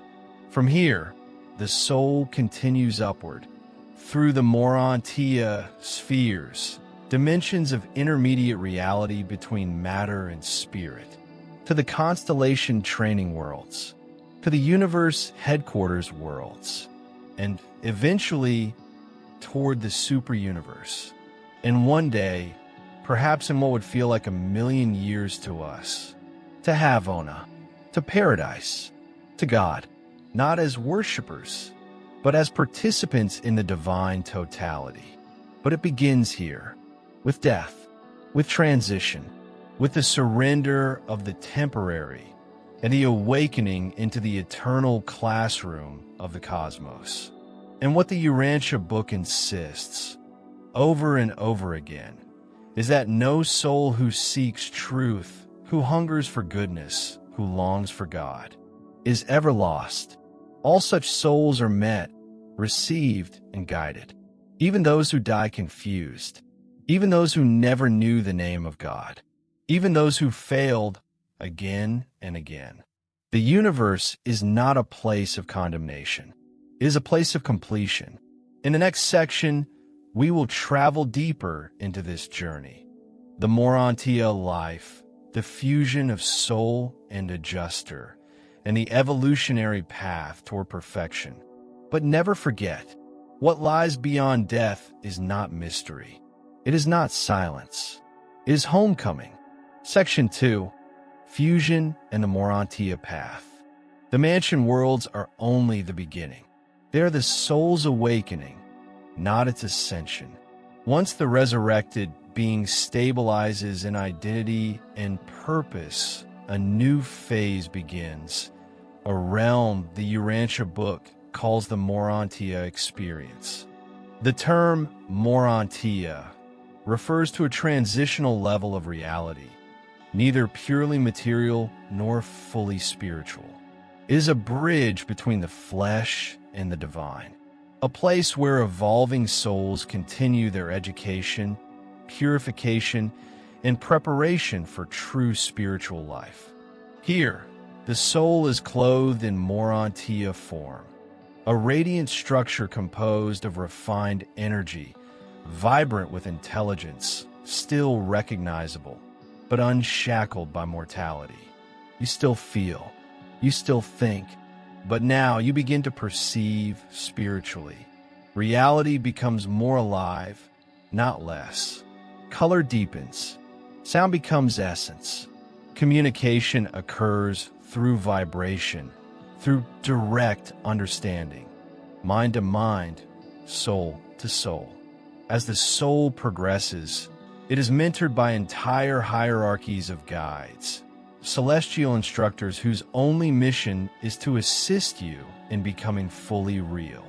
These beings include seraphic guardians, personal protectors and counselors assigned during mortal life and beyond, Urantia companions, facilitators of social learning and cultural integration across worlds, Melchizedek teachers, philosophical and spiritual guides, experts in the science of soul maturation, final leaders in training, former mortals who are now advanced and assisting others on the path. This is not a lonely journey. The universe is filled with helpers, beings who remember their own struggles, their own crossings, their own tears. Because every perfected being was once you. Through thousands of stages, the soul sheds illusion and grows in light. It learns how to create in harmony with the divine will. It begins to glimpse the true structure of the universes. It understands its past, not with shame, but with clarity. It sees all life as interconnected, part of a pattern, a plan. And eventually, for those souls who remain aligned, awakened, and devoted to eternal purpose, comes the most sacred of events, fusion with the thought adjuster. This moment is not symbolic. It is the birth of eternal identity. The mortal soul and the indwelling divine fragment, who have journeyed side by side through death, resurrection, and cosmic growth, become one unified being. Two streams of reality merge, the experience of a creature and the purity of the Creator. It is the completion of the most intimate partnership in the universe. After fusion, the being is now an eternal ascending Son of God, beyond time, beyond death, capable of progressing infinitely through the higher levels of the spiritual universes. Fusion is irreversible. It is the seal of destiny. From this point on, nothing can separate the soul from God, not even itself. There is no going back, only going deeper into light, into wisdom, into service. But even this is not the end. After fusion, the ascending being continues through the universes, moving through the constellation worlds, the local universe headquarters, and eventually the super universe training centers. These are worlds beyond comprehension, civilizations of advanced beings, some never incarnated, some ancient mortals who have long since fused and now serve as architects of ascension for others. Each world is a step closer to the heart of all things. Each plane strips away another veil. Each encounter expands the soul's capacity for love, beauty, truth, and goodness. And then, after eons of growth, comes the journey inward, to the eternal center, to Havona. Havona is the divine pattern, the perfect universe, unchanged since eternity. It contains 1 billion spheres of indescribable glory, each a unique facet of divine expression. No two souls experience Havona the same way. Here, God is felt in ways that words can never convey. And yet, this too is preparation, because from Havona, the soul takes its final steps to paradise, to the presence of the Universal Father, not as a visitor, but as a child coming home. And what happens then? The Urantia Book does not fully say, because language cannot go there, but it hints that the soul, now a perfected Fina leader, may return to the outer universes to help in the evolution of other beings, that it may serve in the creation of new realities, that it may assist in the administration of yet unrevealed cosmic plans, that it will continue learning, serving, becoming forever, because eternity is not a circle. It is a spiral, endless, expanding, alive, and it all begins here, now, with your choices, your desire, your truthfulness. You are not waiting to be judged. You are being invited to evolve. In the final section of this chapter, we will explore the universality of this path, how all beings, regardless of background, belief, or origin, are offered the same opportunity to become perfect as the Father in paradise is perfect. Because that is not a metaphor. It is the destiny of the soul. Section 3, the Universal Invitation. Be you perfect, even as I am perfect. This, the Urantia Book tells us, is the supreme mandate of the Universal Father. But it is not a command in the way mortals understand command. It is an invitation, a vision, a declaration of divine intention. It means, you may become what I am. You may, in time, evolve into a being who reflects my love, my will, my wisdom, uniquely, personally, beautifully. This is not hyperbole. This is the architecture of the cosmos.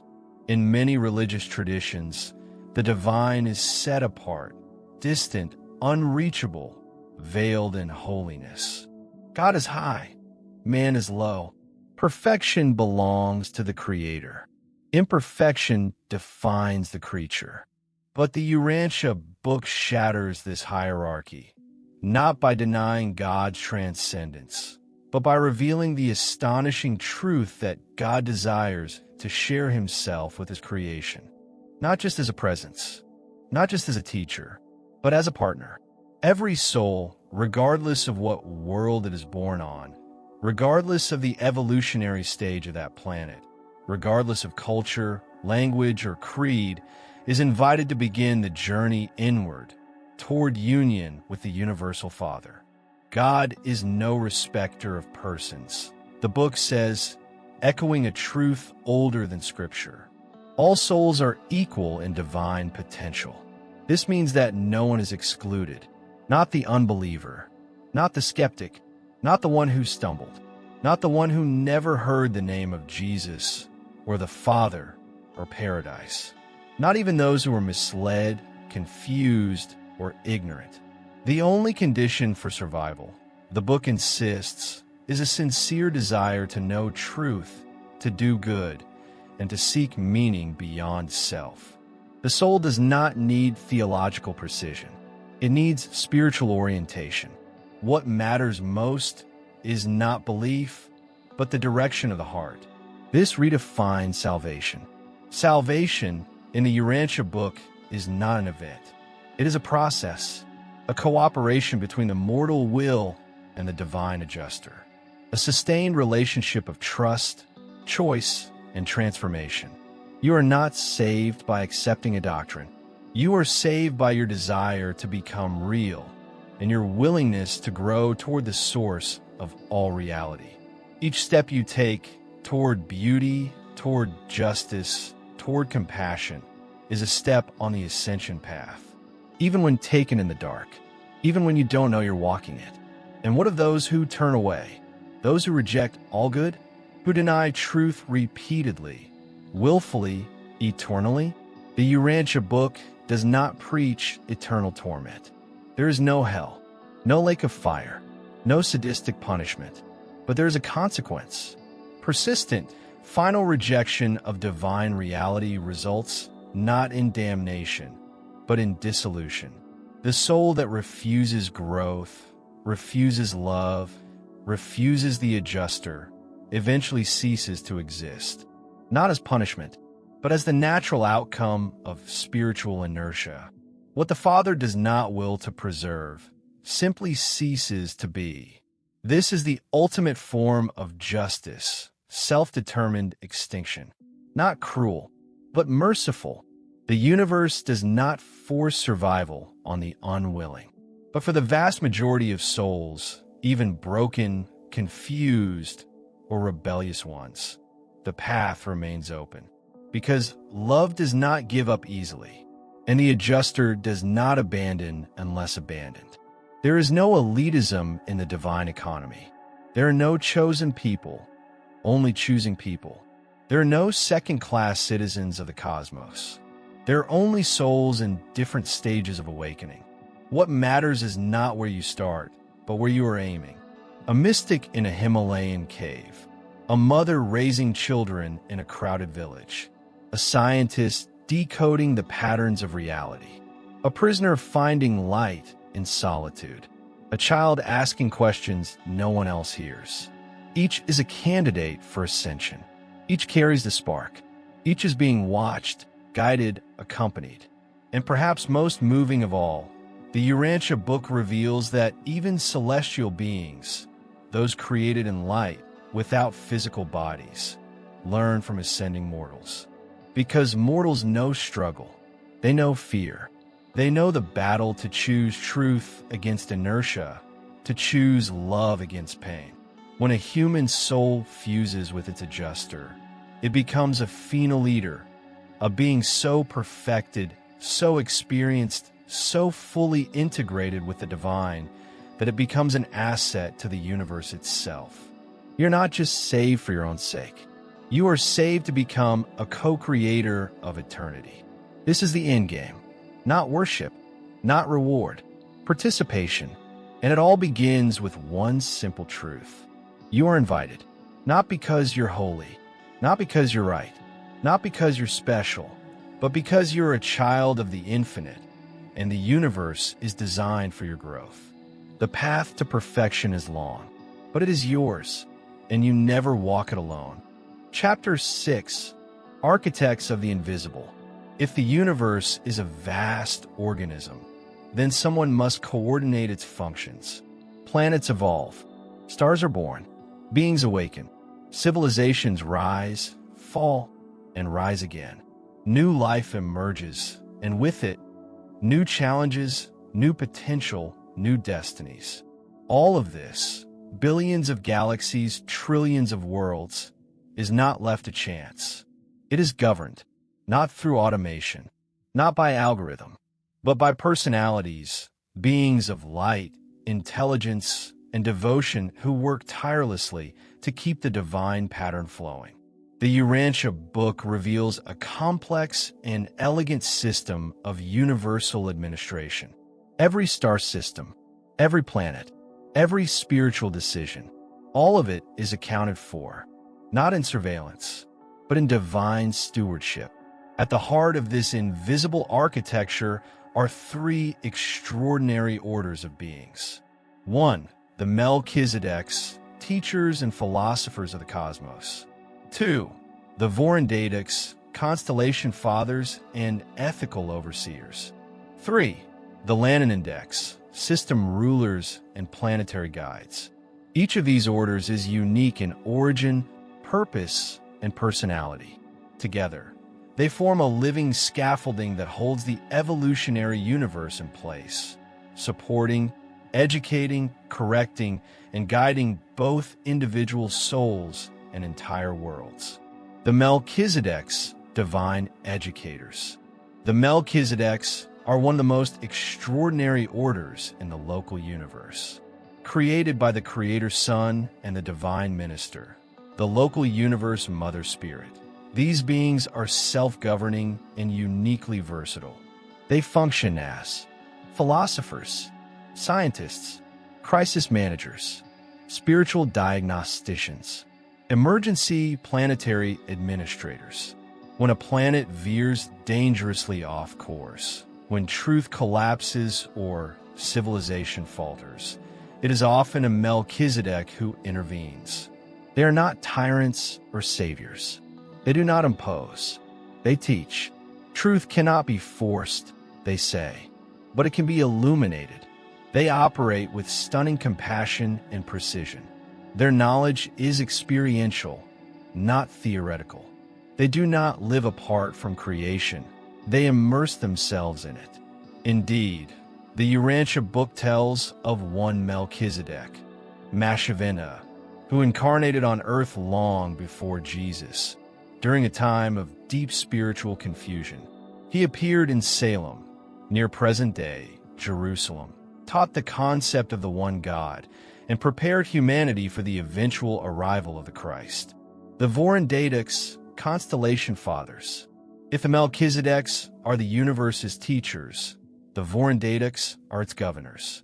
Created in trinitized pairs, Vorendadics serve as constellation fathers, those who preside over large administrative zones known as constellations, each comprising thousands of inhabited planets. They operate at a higher administrative level than the Lananandeks and with greater detachment from the moment-to-moment struggles of planetary life. Their task is ethical oversight, to ensure that the will of the Creator Son is being rightly interpreted and executed across the universe. The Vorendatics possess a refined moral compass, forged in experience and anchored in cosmic law. They don't interfere directly in planetary affairs unless absolutely necessary. But when they do, their presence is decisive. They're the ones who issue judgments during rebellions, such as the Lucifer Rebellion. They call dispensational reviews. They assess the integrity of spiritual movements. They do not seek praise or worship. They are not here to be loved. They are here to ensure that truth survives distortion, that freedom is preserved through wisdom, and that the divine vision remains sovereign over evolutionary chaos. The Lannan Index, the risk bearers. Of all the orders, the Lannan Index are the most closely associated with mortal experience and the most tragic. Created as system administrators, Lannan Index serve in the trenches of time and space. They govern local systems, each comprising hundreds of inhabited planets. They supervise evolutionary progress. They manage policy between spiritual and material dynamics. But their proximity to power and their relative autonomy makes them vulnerable. Unlike the Melchizedeks and Vorendatics, who operate from states of perfected harmony, the Lannan Index were designed to work within uncertainty, to bear risk, to make mistakes, and grow through experience. Lucifer was a Lannan Index. Caligastia, too. These are not evil beings. They were trusted administrators who succumbed to pride and defection. Their fall is not a flaw in the system. It is part of the system's grace, that beings, even high ones, are allowed freedom, and therefore the chance to grow or fail authentically. And yet, not all Lannan Index fail. Many serve honorably across the universes, patient, wise, humble. They're living proof that freedom and responsibility can coexist without corruption. They're also a mirror to humanity itself, capable of greatness, vulnerable to misalignment, but always invited to return. These three orders, Melchizedeks, Vorendatics, Lannan Index, form a sacred triangle of teaching, governance, and service. They're not gods. They're not worshipped. They are architects of the invisible, working in perfect trust with the divine source to uphold the spiritual mechanics of evolution. They ensure that free will does not become chaos. That chaos does not become despair. That despair does not eclipse destiny. In the next section, we will explore the seraphim, the angelic hosts of time and space, including the guardian angels of destiny, who accompany human souls from birth through death and beyond. Because while high-level governance is essential, it is the personal ministry of the angels that most deeply touches the human heart. Section 2. The Seraphim, Guardians of the Journey. They are not winged women in white robes. They do not appear in thunderclaps or flaming swords. They do not hover over cribs, whispering lullabies from clouds. The Seraphim, as described in the Urantia Book, are far more subtle and infinitely more powerful. They are the angels of time, created by the mother spirit of the local universe. Each seraphic pair exists to minister to evolving beings, to guide, protect, uplift, and shepherd the soul through the treacherous terrain of material existence. They are not here to dazzle us with miracles. They are here to help us choose truth freely. Each seraphim is a distinct personality, trained in spiritual psychology, human temperament, and the complex mechanisms of soul growth.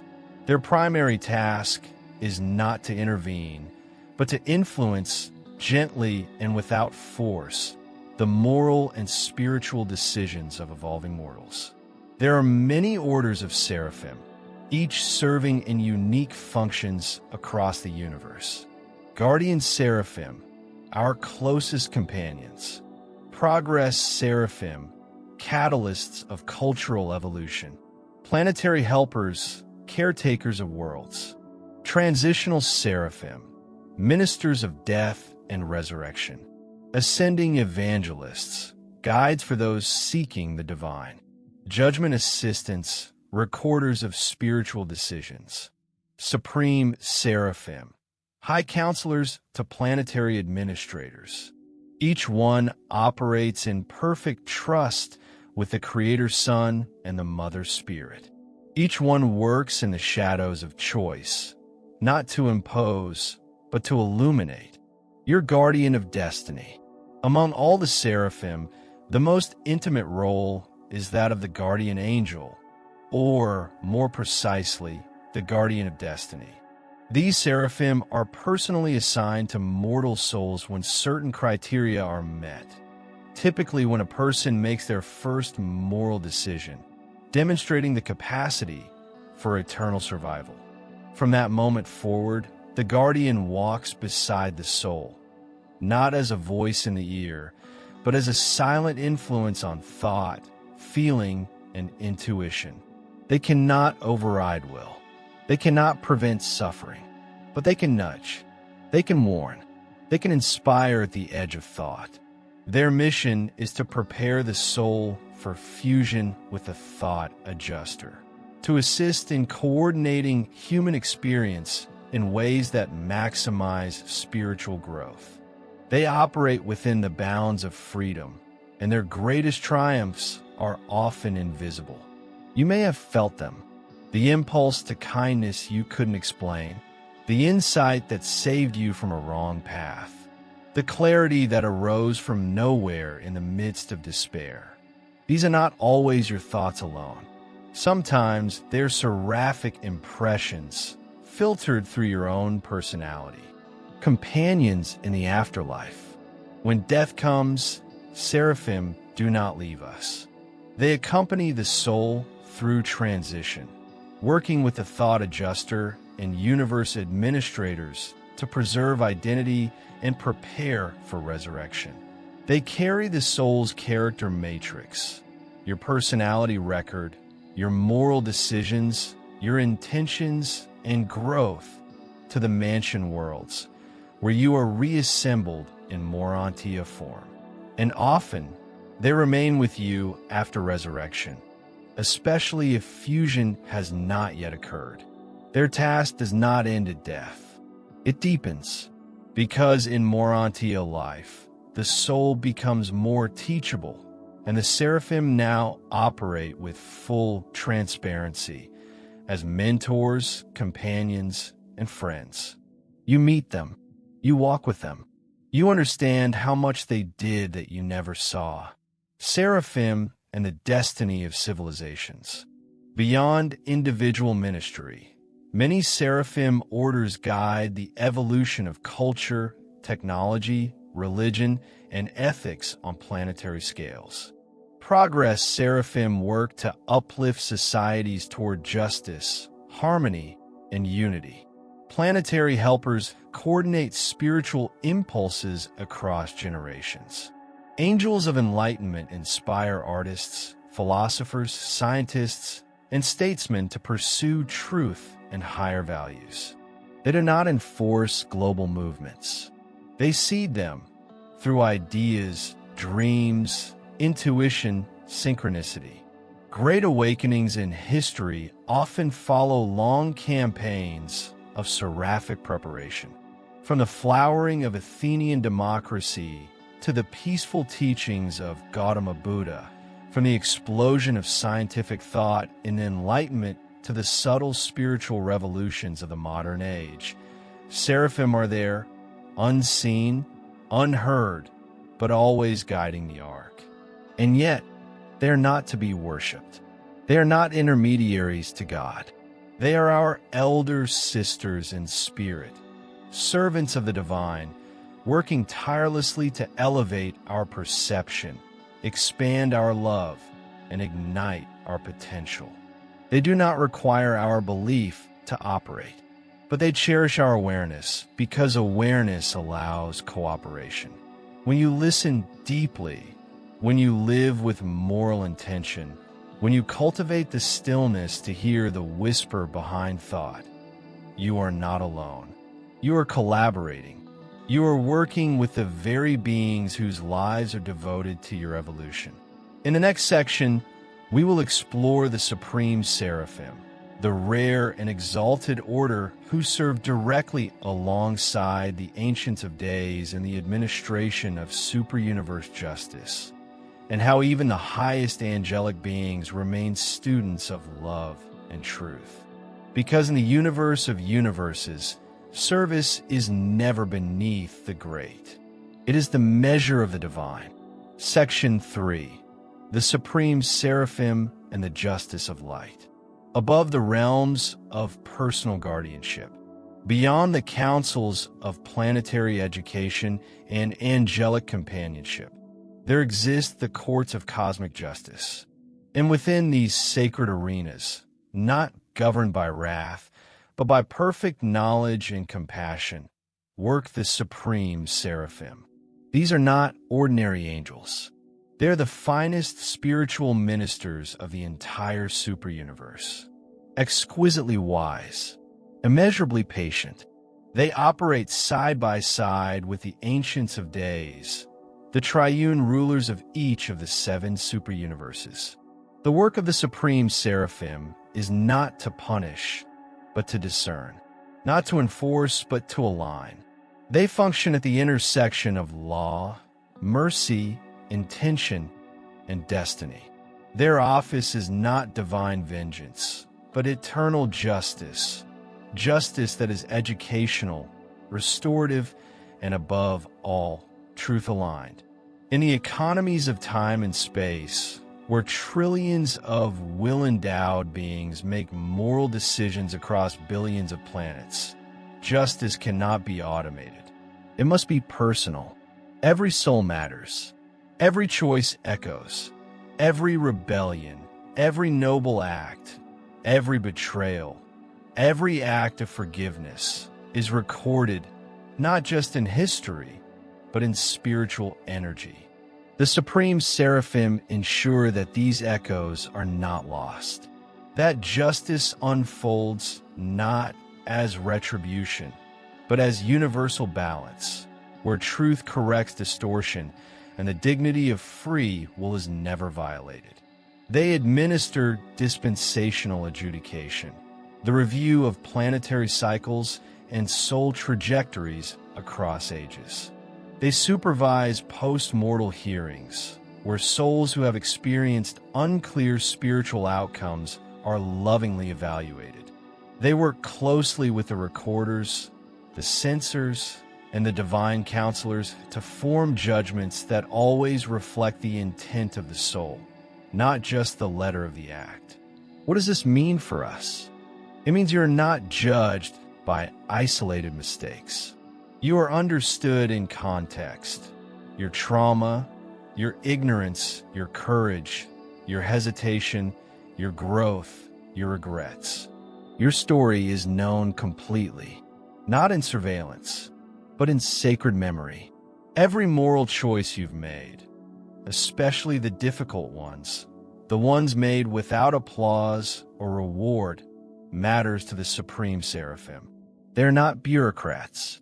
They are guardians of the meaning of time. And while they serve at the highest levels of cosmic jurisprudence, they remain deeply compassionate. Many have once ministered to lowly evolutionary worlds. Some have walked beside mortals through sorrow, failure, and enlightenment. They are exalted not because they dominate, but because they serve with absolute selflessness. Their authority is not measured by fear, but by trust. They are entrusted with the fate of entire civilizations, the rehabilitation of fallen beings, the administration of mercy in cases of planetary rebellion. And they never lose sight of the Father's singular desire, that all may come to know, to choose, and to live in truth. One of the most astounding teachings of the Urantia Book is that even these supreme beings continue to evolve. They may be near perfect in wisdom, but love is infinite, and their service deepens eternally as they work with ascending mortals, observe the mystery of fusion, and participate in the emergence of new forms of spiritual collaboration across the universe. They learn from us as much as we learn from them, because the story of creation is not hierarchical, it is relational. It's not a pyramid of status, it's a network of service. And this is the truth at the heart of celestial administration. The higher you rise, the more you serve. The greater your knowledge, the deeper your humility. The closer you are to the Universal Father, the more you are compelled to reach downward, to lift others, to guide, to comfort, to empower, not with commands, but with presence. The Ancients of Days, the Melchizedeks, the Seraphim, the Phenoliters, they do not exist to be adored. They exist to ensure that love governs evolution. That truth is never lost to distortion. That freedom always includes accountability. And that the ascending soul, your soul, is always surrounded by order, even when it feels lost in chaos. You may never see them. You may never hear their voices. But every noble decision, every effort to grow, every act of forgiveness, every moment you choose compassion over fear, they feel it, because you are part of the same mission. You are not simply a being seeking God. You are a being shaped by God's helpers. In the next chapter, we will explore the rebellion of Lucifer in greater depth, not merely as a cosmic drama, but as an archetype of will divorced from wisdom.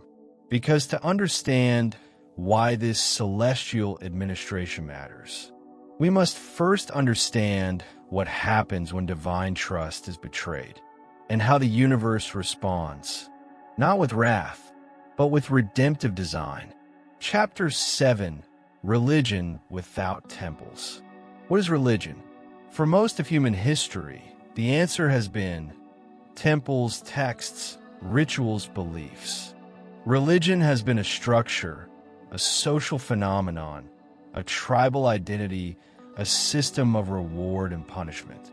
But the Urantia Book offers a different answer.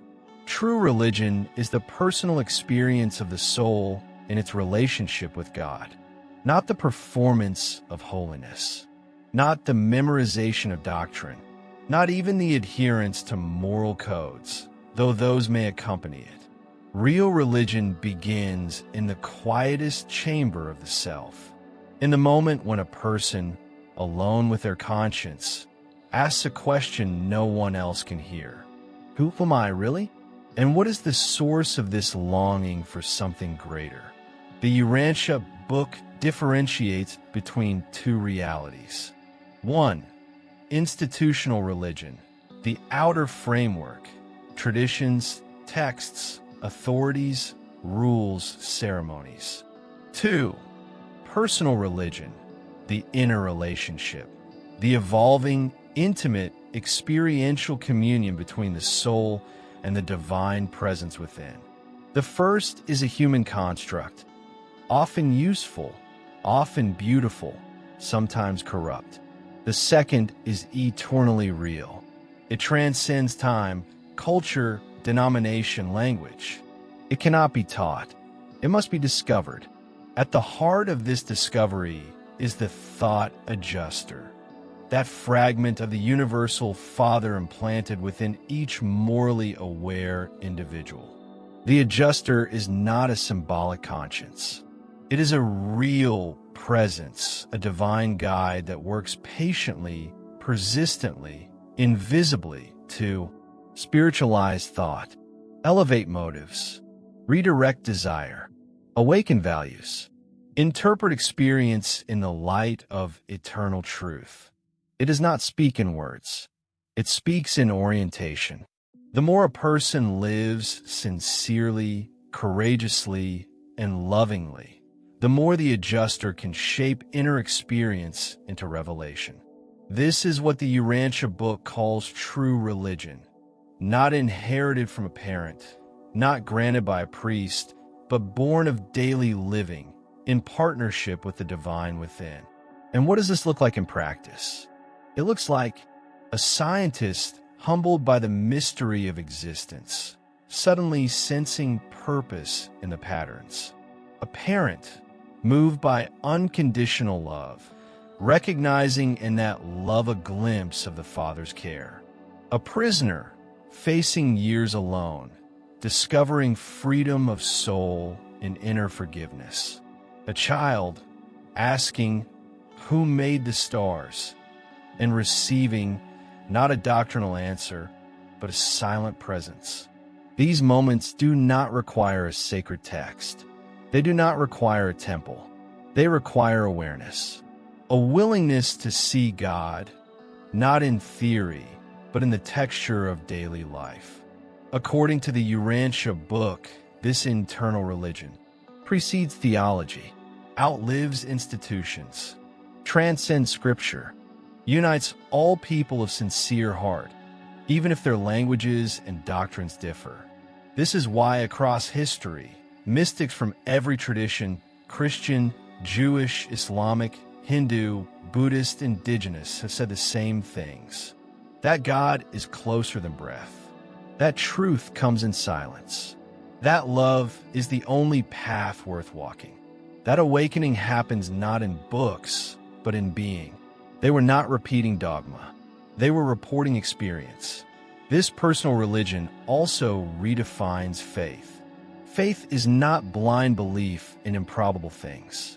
It is the trust of the soul in spiritual reality, the inner assurance that, even though I cannot prove God with logic, I can feel the divine presence guiding my life.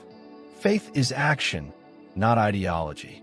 It is trust expressed in forgiving when it's easier to hate, seeking truth when it's safer to stay ignorant, choosing hope when despair feels justified, offering kindness when there is nothing to gain.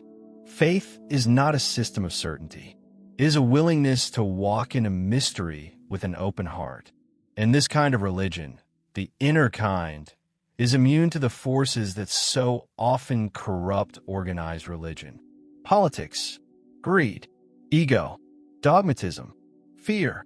You can burn books. You can close temples. You can outlaw names. But you cannot destroy the religion that lives in the soul. You cannot silence the whisper of the adjuster. You cannot legislate away the connection between God and the child who seeks him with pure intent. This is the religion that Jesus lived. He did not found a church. He did not establish doctrine. He simply revealed the universal Father through the way he treated others, the way he prayed, the way he served. The kingdom of heaven is within you, he said, not as poetry, but as cosmic fact. And the Urantia Book affirms this, that every person is a living temple, that every act of love is a form of worship, that every sincere choice to grow is a prayer in motion. In the next section, we will explore how this religion of personal experience expresses itself in the world, how it transforms culture, shapes ethics, and eventually supersedes external religion not by attacking it, but by transcending it through spiritual maturity. Because religion without temples is not anti-religion. It is post-religion, the next step, not a destruction, but a fulfillment. Section 2, the spiritual civilization to come. When true religion moves inward, it does not disappear. It deepens, it gathers strength, and eventually it begins to radiate quietly, steadily, into every layer of human life. The Urantia Book is clear. The religion of personal experience is not meant to remain private. It is the seed of a new kind of civilization, not one built on temples or doctrines, but on the unseen authority of spiritual insight. It is what the book calls a kingdom of the spirit, a planetary stage where truth is not enforced but recognized, where morality is not policed but chosen, where God is not feared but experienced. This civilization begins not with governments, but with persons. A man who forgives when he could condemn. A woman who leads with compassion instead of power. A teacher who educates the soul as well as the mind. A child who learns to speak the truth before they learn a lie. These are not miracles. They're the quiet fruits of spiritual maturity. No legislation can produce this. No sermon can command it. It grows from within. And as more individuals awaken to the presence of the thought adjuster within, this inner religion naturally expresses itself in outward reform. In family life, it transforms parenting from control to cultivation. Parents stop demanding behavior and begin shaping character. Children are not taught to fear God, but to trust the divine voice within. In education, spiritual experience becomes central, not as dogma, but as a mode of knowing. Truth is taught not just in formulas, but in beauty, ethics, and the pursuit of meaning. In economics, integrity becomes more important than gain. Business is seen not as competition, but as cooperation for the common good. Work is elevated to service, a means of growing the soul while sustaining the world. In politics, leadership becomes less about power and more about principle. A spiritually mature electorate no longer responds to fear or charisma, but to wisdom, transparency, and humility. Laws begin to reflect eternal values, not passing ideologies. In science, curiosity is infused with reverence. Discovery is seen as the worship of reality, not to control nature, but to align with the mind that designed it. In art, the inner experience of God becomes a source of vision, not merely decoration or distraction. Music, literature, architecture, and cinema begin to elevate consciousness, not just entertain the senses. This vision is not utopian. It does not require perfection. It does not pretend that conflict will vanish or that suffering will end. But it insists, radically, that the greatest problems of the world are not political, not economic, and not even educational. They're spiritual. No social system, the Urantia Book says, can be transcendent unless it is infused with spiritual motivation and divine meaning. We do not change the world by changing laws alone. We change the world by changing the human being from the inside out. This is why institutional religion often fails. It seeks to regulate the outer life before the inner is awakened. It builds churches instead of characters. It creates commandments without cultivating desire. It divides people by creeds rather than uniting them in experience. But personal religion cannot be weaponized. It does not create enemies. It does not produce martyrs. It produces builders of bridges, not walls. As more individuals begin to experience God directly, this planetary shift gains momentum. No revolution is needed. No prophets must be sent. No new scripture must be written. Only souls must awaken. The book suggests that when even 10% of a planet's population achieves spiritual maturity, true inner alignment with the divine, the entire civilization begins to tilt toward light. Imagine that. Crime decreasing because people respect each other's dignity, not because they fear punishment. Poverty reduced because people see abundance as stewardship, not personal entitlement. Conflict resolving not through domination, but through listening guided by higher wisdom. Races, religions, and cultures celebrating their diversity while honoring the one Father of all. This is not a dream. It is a prophecy rooted in process. And it begins the moment you listen to the divine within and then act upon what you hear. The greatest service anyone can offer the world is not to build temples, but to become one. To let the presence of God so animate your life that everyone you touch feels the vibration of something eternal. Not because you preach it, but because you are it. This is religion without temples. This is the living gospel, and it is the future not only of Urantia, but of every evolving world. In the final section of this chapter, we will explore how this spiritual civilization cooperates with celestial administration, what the Urantia Book calls the age of light and life, and how Earth, though delayed, is destined to join the family of spiritually integrated planets. Because the universe is not waiting to judge us, it is waiting to welcome us back. Section 3, the age of light and life. Humanity stands on the edge of something it cannot yet name. Beyond technology, beyond globalism, beyond the collapse of old structures, there stirs a new kind of future, not written in policy or prophecy, but in spiritual potential. The Urantia Book names this future the age of light and life. This is not a utopia.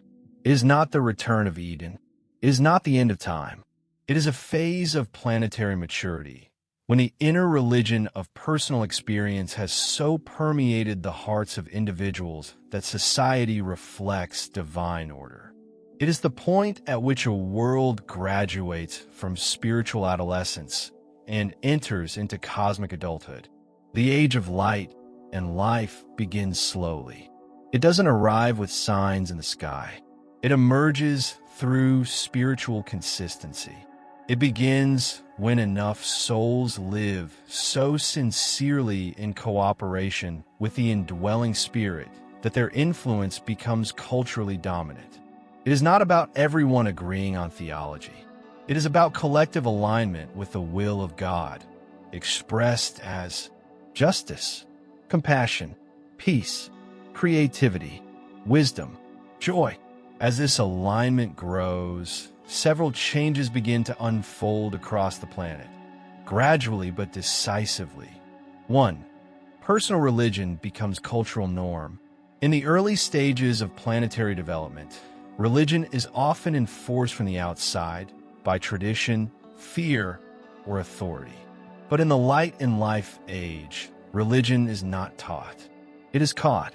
It is inhaled from the atmosphere of society. Children grow up assuming that God is real and personal, that truth matters, that love is more important than status, that all people are connected by something greater than law. This is not indoctrination. It is the normalization of spiritual clarity. 2. Politics shifts from power to principle. As spiritual maturity increases, political systems evolve from adversarial contest to collective stewardship.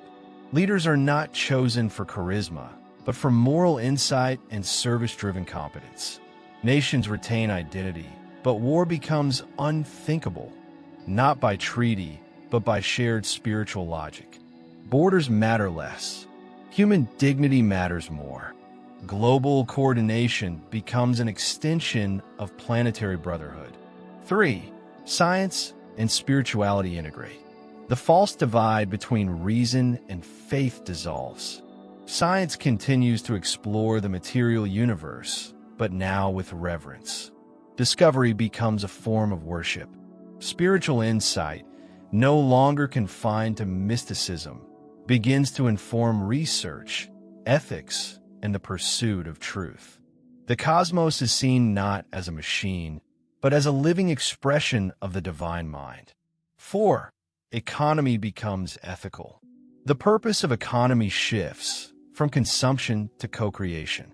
Wealth is no longer a measure of success, but a tool for planetary upliftment. Greed becomes culturally shameful. Generosity becomes social capital. Work is not just a job.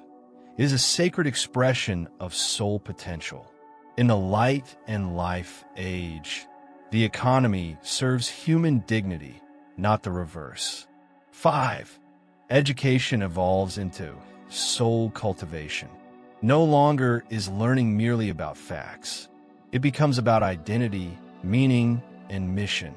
From an early age, children are taught how to think, not just what to know, how to listen to the voice within, how to recognize truth, not just recite it, how to love, choose, forgive, and create. Schools become sanctuaries of awakening. Teachers become mentors of spirit. 6. Art reflects the divine. Creativity flourishes, not as a distraction, but as a revelation. Art, music, literature, and architecture begin to mirror spiritual reality. They uplift, inspire, reveal. They help souls remember what they forgot at birth, that they are eternal, that they are loved, that they belong. Beauty becomes a language of divinity. 7. Celestial integration returns. Most powerfully, as a planet enters the age of light and life, it becomes reintegrated into the spiritual circuits of the universe. What was lost during the Lucifer Rebellion is restored. Planetary administration once again works in open partnership with higher beings. Communication with celestial intelligences, once silent, is re-established, and the thought adjusters operate with greater influence, more clarity, and more visible transformation. Earth becomes what it was always meant to be, a jewel in the cosmic garden, a home for souls awakening to eternity. This is not fantasy. It is the unfolding destiny of all evolutionary worlds. Some reach it sooner. Some, like Urantia, take longer due to rebellion, distortion, and delay. But no world is left behind. All worlds evolve toward light and life. The Urantia Book assures us. Because the universe is not an accident. It is a plan, and that plan is love. What must we do? We cannot force the future, but we can live it now. Every act of kindness is part of the coming age. Every truthful word, every sincere prayer, every courageous choice to grow. The age of light and life doesn't begin with systems. It begins with souls. Chapter 8, The Great Synthesis. Humanity is divided deeply, habitually, not only by borders or beliefs, but by ways of knowing. For centuries, the world of facts and the world of faith have stood apart, sometimes in open conflict, sometimes in uneasy truce. Science seeks what is measurable. Religion seeks what is meaningful. Philosophy, caught between the two, struggles to reconcile the seen and the unseen, the logic of the mind and the longings of the soul. This division is not only cultural, it is existential, and the Urantia Book addresses it directly. There is no real conflict between true science, true philosophy, and true religion. The conflict arises from the imperfections of understanding and the limitations of language and ego. The problem is not knowledge. The problem is segmentation. A house divided. When science is isolated from meaning, it becomes cold, utilitarian, and often dangerous. It tells us how things happen, but not why they matter. It splits atoms, but cannot tell us whether it should. It builds machines, but cannot teach us how to live. When religion is cut off from fact, it drifts into superstition and rigidity. It clings to outdated cosmologies. It fears new knowledge. It replaces wonder with rules and walls. And when philosophy loses both empirical grounding and spiritual vision, it becomes abstract, cynical, disconnected from the real struggles and transcendent hopes of the human heart. This is why the modern world feels adrift. We have knowledge without wisdom, faith without understanding, ideas without integration. We are starved for wholeness, the need for integration. What the Urantia Book proposes is revolutionary. Not that these three disciplines should compete, but that they should interpenetrate, forming a single, coherent cosmic worldview. Science discovers the facts of the universe. Philosophy organizes these facts into meaning. Religion reveals their divine purpose. Each is necessary. Each alone is insufficient. Together, they become a lens wide enough to perceive God and deep enough to understand the self. This is not a call for compromise. It is a call for completion. Each discipline, at its highest expression, leads not away from the others, but toward them. Science is sacred. True science, the Urantia Book affirms, is a spiritual enterprise, because to study the laws of the universe is to explore the mind of its creator. The orderly, mathematical elegance of physics, the vast intelligence in biological systems, the deep resonance between form and function, these are not accidental. They are signatures. And when science is free from materialist dogma, it begins to point not to chaos, but to intelligent design. Not design as imposed control, but design as organic intelligence, as evolving beauty woven into the fabric of all things. The more we explore, the more the universe becomes alive with meaning. And at its height, science becomes reverent. Philosophy as compass. True philosophy is the bridge between what we observe and what we believe. It asks the questions no equation can answer. What is real? What is good? What is worth striving for? The Urantia Book restores philosophy to its noble place, not as dry abstraction, but as the active pursuit of synthesis. Philosophy gives coherence to science and structure to religious experience. It discerns falsehood. It articulates wisdom. It protects against both blind empiricism and blind faith. Without philosophy, science is heartless and religion is mindless. With philosophy, they are united in direction. Religion as personal revelation. In religion, true religion, is the soul's response to the experience of God. It is not creeds. It is not systems. It is the living fire of meaning and value, born of the inner relationship between the soul and the divine. Religion gives purpose to fact. It gives direction to thought. It gives power to love. Religion, when free from institutional distortion, becomes the engine of spiritual integration. It animates philosophy. It dignifies science. It turns knowledge into wisdom. It is not the enemy of reason. It is its fulfillment. The role of the Urantia Book. This synthesis is the Urantia Book's mission. It does not come to replace science. It comes to complete the framework of understanding. It does not come to destroy religions. It comes to awaken the inner religion each soul already possesses. It does not mock philosophy. It elevates it to its rightful place. The thinker's search for coherence between the seen and the unseen. The book itself is an example of this synthesis, blending cosmology with psychology, theology with biology, sociology with spiritual anthropology. It is a unified field theory of the soul, and the need for this unity is not academic. It is existential. A civilization without synthesis cannot survive. A soul without integration cannot mature. We are not meant to live divided, between intellect and intuition, between fact and faith. We're meant to live whole. This is what the Urantia Book calls us toward. A time when the human mind is rational, the human soul is awakened, and the human civilization reflects the wisdom of eternity. In the next section, we will explore how this synthesis becomes applied in real life, in education, in governance, in health, and in interpersonal relationships. How the unity of science, philosophy, and religion can form the new foundation of planetary culture and serve as the compass for individual transformation. Because truth is not content. Truth is coherence.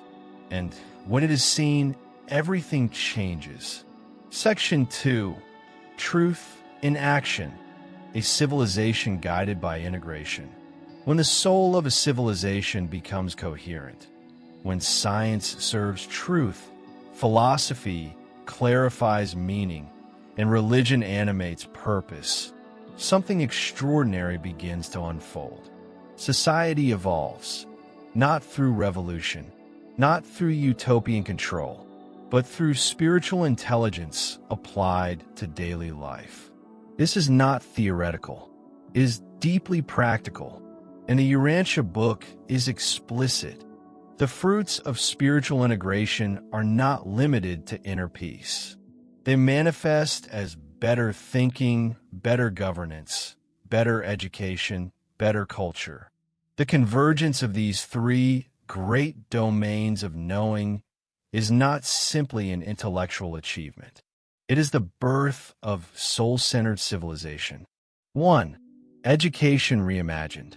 In the current world, education teaches knowledge, but not wisdom. It prepares minds, but neglects souls. It rewards memory, but rarely fosters vision. Integrated education, informed by science, grounded in philosophy, inspired by spiritual values, becomes holistic formation. Science teaches how the world works. Philosophy teaches why it matters. Religion teaches how to live in alignment with universal purpose. Children are not crammed with facts. They are taught how to discern truth, how to collaborate, how to meditate, how to think critically while remaining reverent. They're introduced to the universe as a home, not a threat. To God as a partner, not a judge. To life as a journey of becoming, not a test of conformity. Such an education produces not just specialists, but soul-integrated citizens. 2. Ethical governance and planetary stewardship. Politics, when divorced from spiritual vision, becomes either ideology or manipulation. But governance guided by the synthesis of science, philosophy, and religion becomes soul leadership. Science provides data and systems. Philosophy provides ethics and direction. Religion provides humility, compassion, and higher service. Leaders no longer posture for power. They are trained in service-based administration, guided by cosmic principles of justice, and held accountable by spiritually awakened populations. Nationalism dissolves into planetary stewardship. Resource management becomes sacred because Earth is seen as a trust, not a possession. War becomes obsolete, not by coercion, but by the logic of spiritual unity. 3. Medicine as healing of the whole. Science without spirituality treats the body like a machine. Religion without science often denies the body altogether. The synthesis brings the two into balance. Health is not just the absence of illness. It is the harmony of body, mind, and soul. Science develops advanced diagnostics, preventive care, and longevity support. Philosophy teaches the meaning of illness, the role of suffering, and the importance of balance. Religion restores the purpose of life as growth, not escape. Healers become spiritual technicians, not just treating symptoms, but awakening the patient to their deeper identity and mission. Hospitals become centers of integration, where science and compassion work side by side. For relationships as sacred training grounds. In fragmented cultures, relationships are built on utility, impulse, or tradition. But when inner integration becomes normative, relationships evolve into mutual temples. Marriage becomes not a legal construct, but a coevolution agreement. Friendships become places of soul recognition, where laughter, learning, and love refine the self in the presence of another. Conflicts are not avoided. They are rituals of transformation, entered with intention, healed through insight. The language of blame dissolves into the language of growth. Human intimacy becomes not the exception, but the expression of divine intimacy echoing through personality. 5. Work and vocation as soulcraft. In a synthesized world, work is no longer separate from spirit. Whether one is a scientist, artist, farmer, technician, or parent, each role is a platform for spiritual expression. Success is measured not by wealth, but by growth, service, contribution to the common good, alignment with cosmic values. Labor becomes sacred action, the universe building itself through your hands, mind, and voice. The ordinary life is no longer ordinary. It is the canvas upon which God paints through you. 6. Art and culture as cosmic mirror. In a spiritually coherent civilization, art is no longer escapist or elitist. It becomes the song of the spirit. Music, film, architecture, and literature reflect the symmetry of the universe and the yearnings of the soul. Beauty becomes not decorative, but transformative. Culture is no longer fragmented between spiritual and secular. Everything becomes spiritual because everything becomes real. 7. Personal life as sacred journey. Above all, the great synthesis empowers each soul to live fully integrated. Thinking clearly, science. Living meaningfully, philosophy.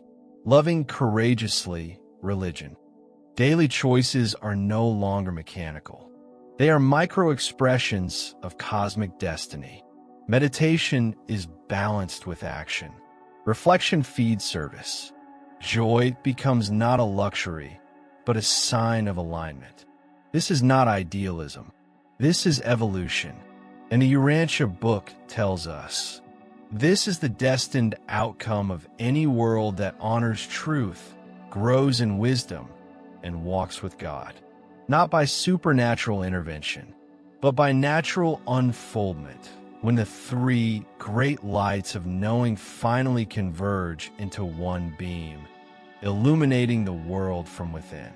In the final section of this chapter, we will explore how this convergence prepares Earth for cosmic integration, how science, philosophy, and religion fused in daily life become the foundation for planetary entrance into the spiritual community of evolving worlds.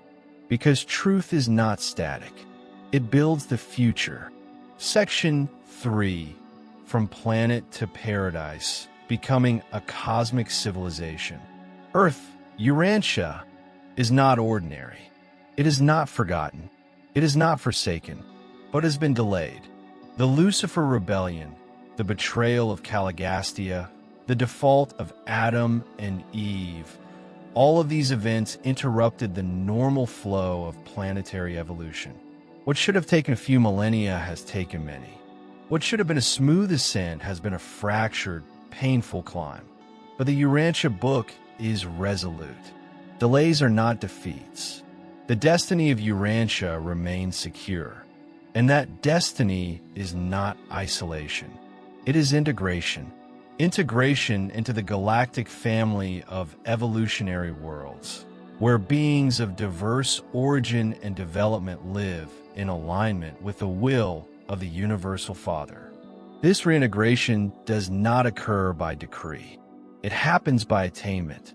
It requires that Earth achieve a minimal level of spiritual, philosophical, and scientific harmony. Not perfection, but enough synthesis that humanity becomes consciously aligned with universal truth. This is why the convergence of science, philosophy, and religion is not merely desirable. It is preparatory. It prepares Earth for cosmic citizenship. What is cosmic citizenship? Cosmic citizenship means that Earth is reconnected to the spiritual circuits of the universe. Celestial administrators can once again operate openly. Planetary affairs are guided not just by human reason, but by divine pattern. The thought adjusters function with greater clarity, producing more rapid soul development. Contact between Earth and other advanced worlds becomes possible when the time is right. But more than that, it means that humanity assumes its rightful role as co-creators of cosmic destiny. No longer orphans, no longer prisoners of primitive tribalism, but participants in the evolution of light throughout the 7 superuniverses. The prerequisites for reintegration. The Urantia Book describes several key thresholds that a planet must cross to enter into the initial stages of light and life, the phase that precedes full reintegration. Among them, a critical mass of individuals living in inner alignment with divine will, the disentanglement of religion from authoritarian control, the integration of science and spirituality through ethical philosophy, the reduction or end of organized war, a global sense of human brotherhood and shared planetary stewardship, the emergence of leaders governed by principle rather than power. None of these require supernatural intervention. They require spiritual maturity expressed through collective behavior. And every soul contributes. Every act of truth, kindness, courage, and love moves the timeline forward. The role of individual integration. The path to planetary ascension is walked not by institutions, but by individuals. When a single person aligns their thinking with logic and humility, science, seeks coherence and meaning, philosophy, opens their heart to the divine presence within religion, they become a microcosm of what the planet must become. And when enough individuals live like this, embodying the synthesis, tipping point is reached. The spiritual circuits begin to hum. The seraphim are empowered to guide more directly. Planetary administrators receive clearer permission to uplift. The slow fusion of Earth's heart with paradise begins to quicken. This is not fantasy. It is the architecture of cosmic rehabilitation. Signs of reintegration. According to the Urantia Book, as a planet nears this integration, you will see a growing global spirituality that transcends dogma. A culture of peace built on shared values, not treaties. An educational model centered on the whole person. A science that speaks of God, not with fear, but with awe. A philosophy that weaves together ethics, logic, and reverence. Governance that respects both individuality and unity.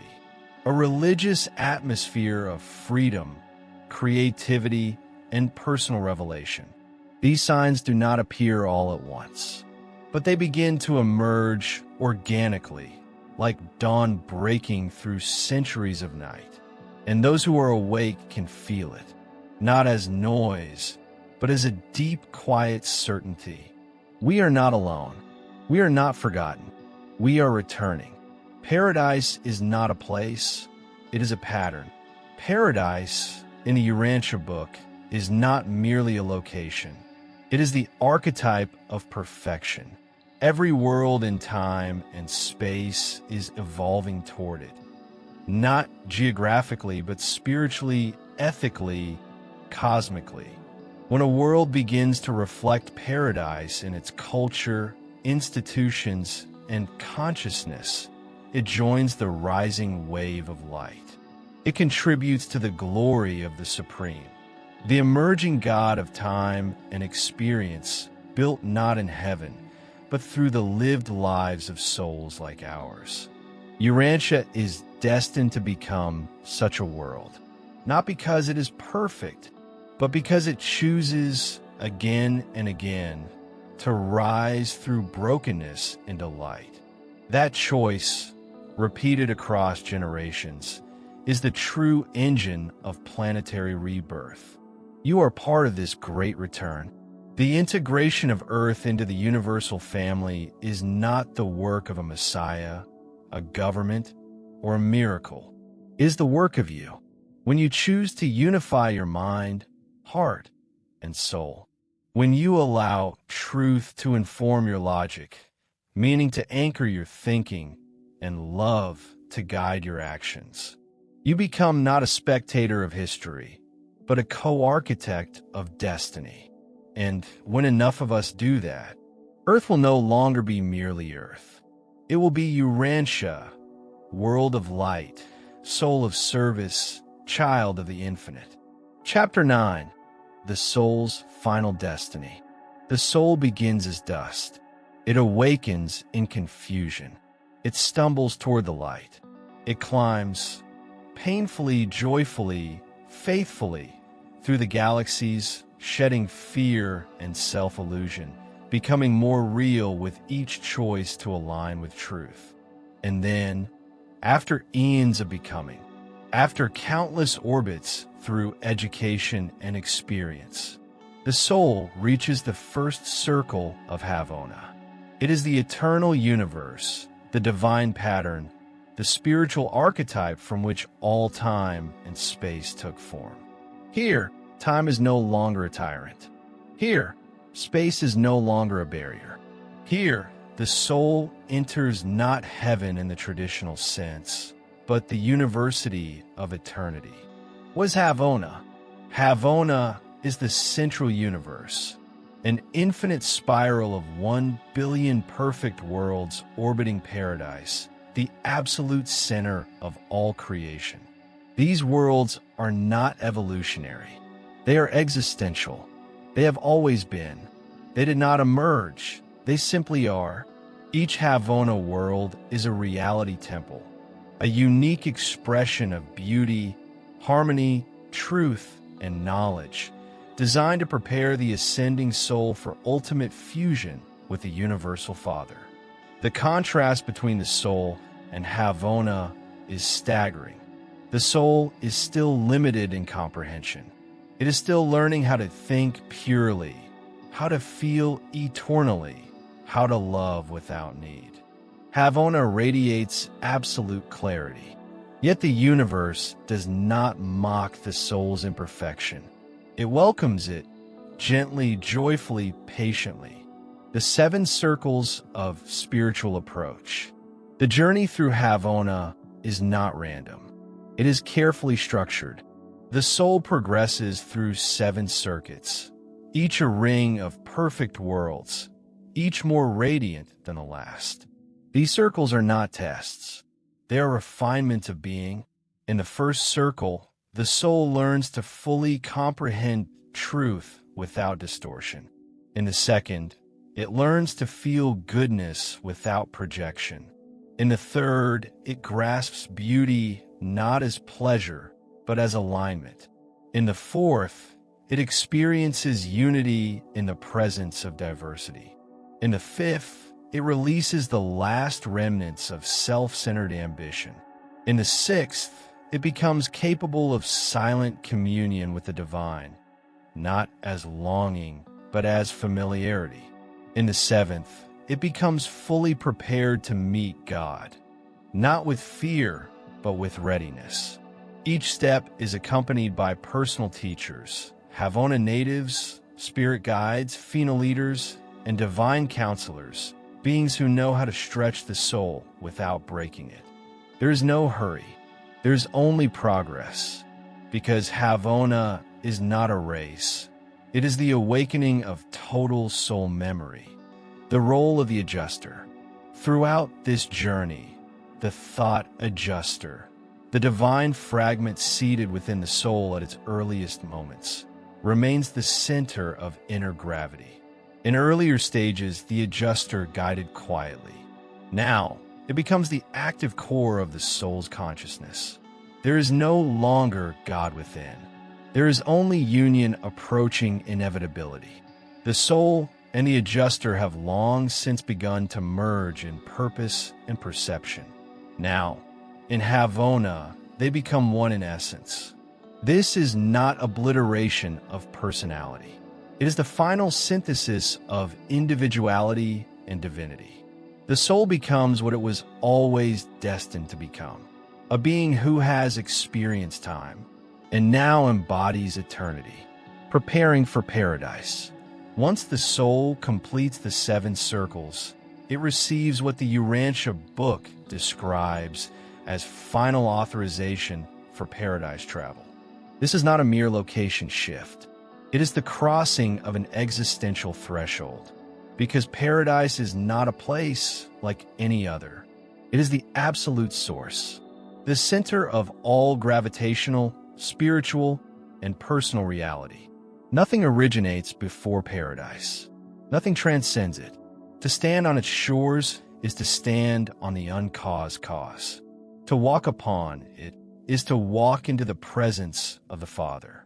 But the soul does not approach alone. It arrives with the adjuster, now fully unified, indistinguishable, yet eternal. Together, they ascend the final ascent. And what lies beyond, no soul can fully describe. The embrace of the Father. The universal Father does not speak. He knows. He does not shine. He is light. And when the soul finally stands before him, there is no judgment, no ceremony, no accounting. There is only recognition. The Father sees himself, fully formed, uniquely reflected, in the soul who has come all the way home. And in that moment, something indescribable happens. The final fusion. The soul and its divine counterpart cease to be two. They become a single, eternal personality, never to be separated, never to fall, never to die. This is not absorption. This is ultimate identity. You remain you, but now you are also in him and of him and through him, and the universe opens in a new way. What comes after fusion? Fusion is not the end. It is the beginning of Phenoliter service. Once fused, the soul joins the core of the finality, a body of perfected beings who now serve across the grand universes and perhaps one day beyond. They are the spiritual infrastructure of creation, the living proof that free will can survive time, transcend imperfection, and stand unshaken in the presence of absolute deity. What these beings do next remains one of the greatest mysteries of the cosmos. New universes await. New levels of God may be revealed. And you, who once wondered if your life mattered, may be among those who shape the next chapter of eternity. In the next and final section of this book, we will explore what it means to live now with that destiny in mind. How to walk the world not as a seeker of salvation, but as a soul already on the eternal road, guided by love, grounded in purpose, and destined for paradise. Because your future is not hidden. It has already been written in light. Section 2. Living now with eternity in mind. Once you understand that your soul is destined for fusion with the divine, once you realize that time itself is a classroom and you are its most sacred pupil, everything changes, not outwardly, perhaps, but inwardly, fundamentally. You begin to see that life is not a test to pass, but a canvas upon which eternal identity is being formed. And each thought, each act, each choice becomes not an isolated moment, but a stroke in the painting of who you are becoming forever. Eternity, the Urantia Book says, is built from the decisions of time. This is not poetic license. It is ontological fact. Earthly life is eternal life in seed form. So many believe that eternity begins after death. But in truth, it begins with the first moral decision. The moment a person chooses truth over comfort, good over gain, God over self. That decision awakens the thought adjuster. And from that point on, the adjuster is not merely present. It is active, shaping experience, refining perception, and calling the soul homeward. This is why the Urantia Book insists. There is no such thing as ordinary life. Every relationship, every struggle, every success, every loss is raw material for soul making. Your job is not to escape life. Your job is to spiritualize it. What does it mean to live with eternal awareness? It means you're not ruled by fear because you already belong. It means you do not seek worth through status because your worth is seated in God. It means you do not resist growth because you see yourself as evolving toward perfection. This changes your orientation from survival to service, from reaction to reflection, from ambition to alignment. You no longer ask, "What do I want from life?" You ask, "What is life trying to become through me?" And this is not passive. It is co-creative, because the Father does not work around you. He works through you, integrating the values of paradise. The values of paradise are not abstract. They are qualities that the soul must begin to practice now, in small and consistent ways. Truth, seek clarity. Speak honestly. Let your mind mirror reality without distortion. Beauty, cultivate appreciation. Notice the harmony in chaos. Create what uplifts. Goodness, act with compassion. Align your will with love. Choose the higher road, even unseen. Wisdom, reflect. Synthesize. Balance intellect with soul insight. Faith, trust the process. Surrender to divine timing. Know you're being guided. Service, give without calculation. See every encounter as an opportunity to reveal God. Joy, let your life become a quiet celebration of divine presence, even in sorrow. These are not moral tasks. They are soul-building instruments, and each day presents new chances to use them, making Earth a pre-paradise. Urantia may be a planet scarred by rebellion, but it is also a training ground of extraordinary significance. The Urantia Book reminds us that Jesus chose this world, not because it was holy, but because it was broken. He knew that the most powerful revelation of God would not be in a world of light, but in a world in need of it. And so do we. To live here with integrity, with purpose, with awareness, is not a lesser spiritual path. It is a sacred frontier. You walk in darkness, yes, but if your soul is fused with light, you become a living flame, not to be noticed, but to guide quietly, steadily, warmly. You are already becoming final. The journey to paradise is not measured in distance. It is measured in depth. Every time you align your thoughts with truth, every time you silence the ego and listen to the adjuster, every time you choose love in the face of fear, you're practicing the final embrace. Fusion does not surprise the soul. It confirms what has already begun. The Phenol is born not in Havona, but in the heart of the one who says yes again and again to God within. What death cannot touch. And one day, your body will die. That part of you, this temporary biological garment, will be folded, but what you have become will not pause. Because the soul that walks through life as if God were real, as if truth matters, as if love is the point, is already prepared to awaken on the mansion worlds.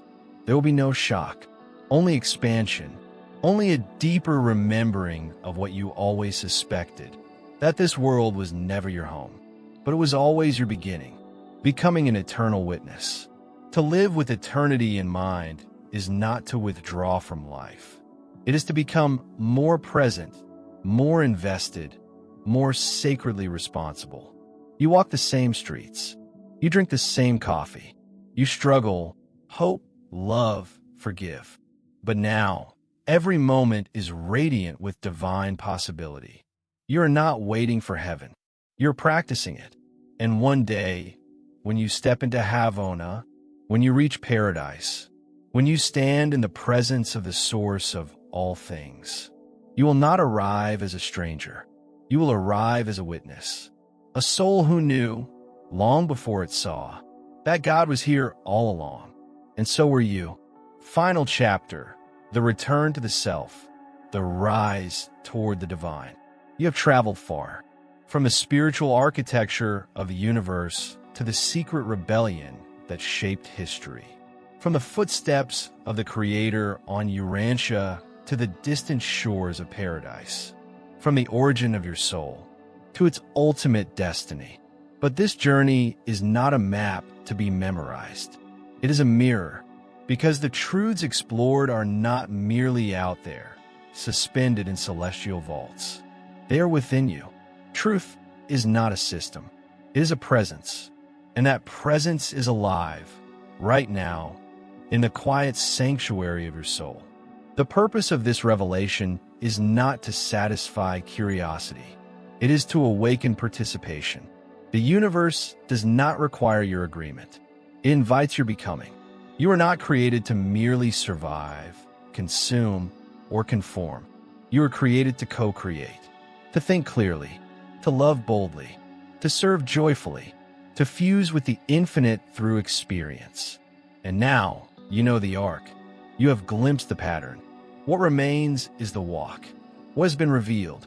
You are a child of God, not symbolically, but ontologically. You carry within you a fragment of the very source of all reality. That fragment is not passive. It is active, shaping you, refining you, calling you. You are not lost in the universe. You are anchored in it, known by name, tracked by spirit, and supported by an invisible web of celestial caretakers. No mistake you have made is beyond redemption. No longing you carry is foreign to the divine. You're not walking toward God. You are walking with Him, even when you feel alone. Why this matters now? The world is changing. It is loud with confusion, fast with technology, tired from wars of mind and flesh and ideology. And yet, beneath the noise, something quiet and eternal stirs. A new civilization is being born, not from politics or systems, but from souls who remember who they are.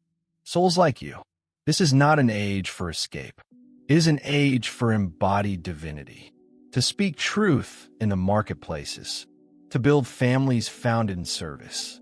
To lead with love. To teach with clarity. To create beauty that reminds the world it is not forgotten. You are part of that wave. The shift is already here. How to begin? There is no formula, only orientation. Begin each day with silence, not to escape thought, but to touch the still center. Ask the adjuster to guide you, and then listen, not to voices from above, but to the quiet impression behind your thoughts. Live each moment as if your choices shape the future of the universe, because in a very real way, they do. Speak as if truth matters. Forgive as if eternity depends on it. Serve as if God were your partner, because He is. And when you fail, as all do, return to the light. Because growth, not perfection, is the currency of the eternal soul. What comes next? This is not the end. You're not standing at the edge of knowledge, but at its threshold.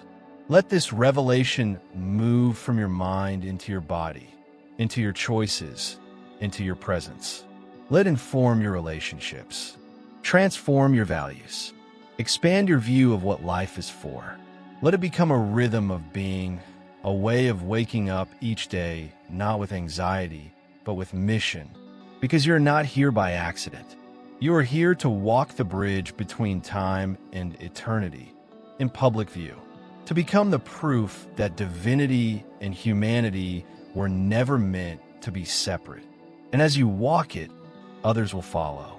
Not because you preach, but because you shine. The great return. The soul does not seek escape from the world. It seeks to transform it. And transformation does not come through force. It comes through fidelity, to light, to truth, to God within. The Urantia teachings, if internalized, do not make you otherworldly. They make you finally human, alive, awake, aligned.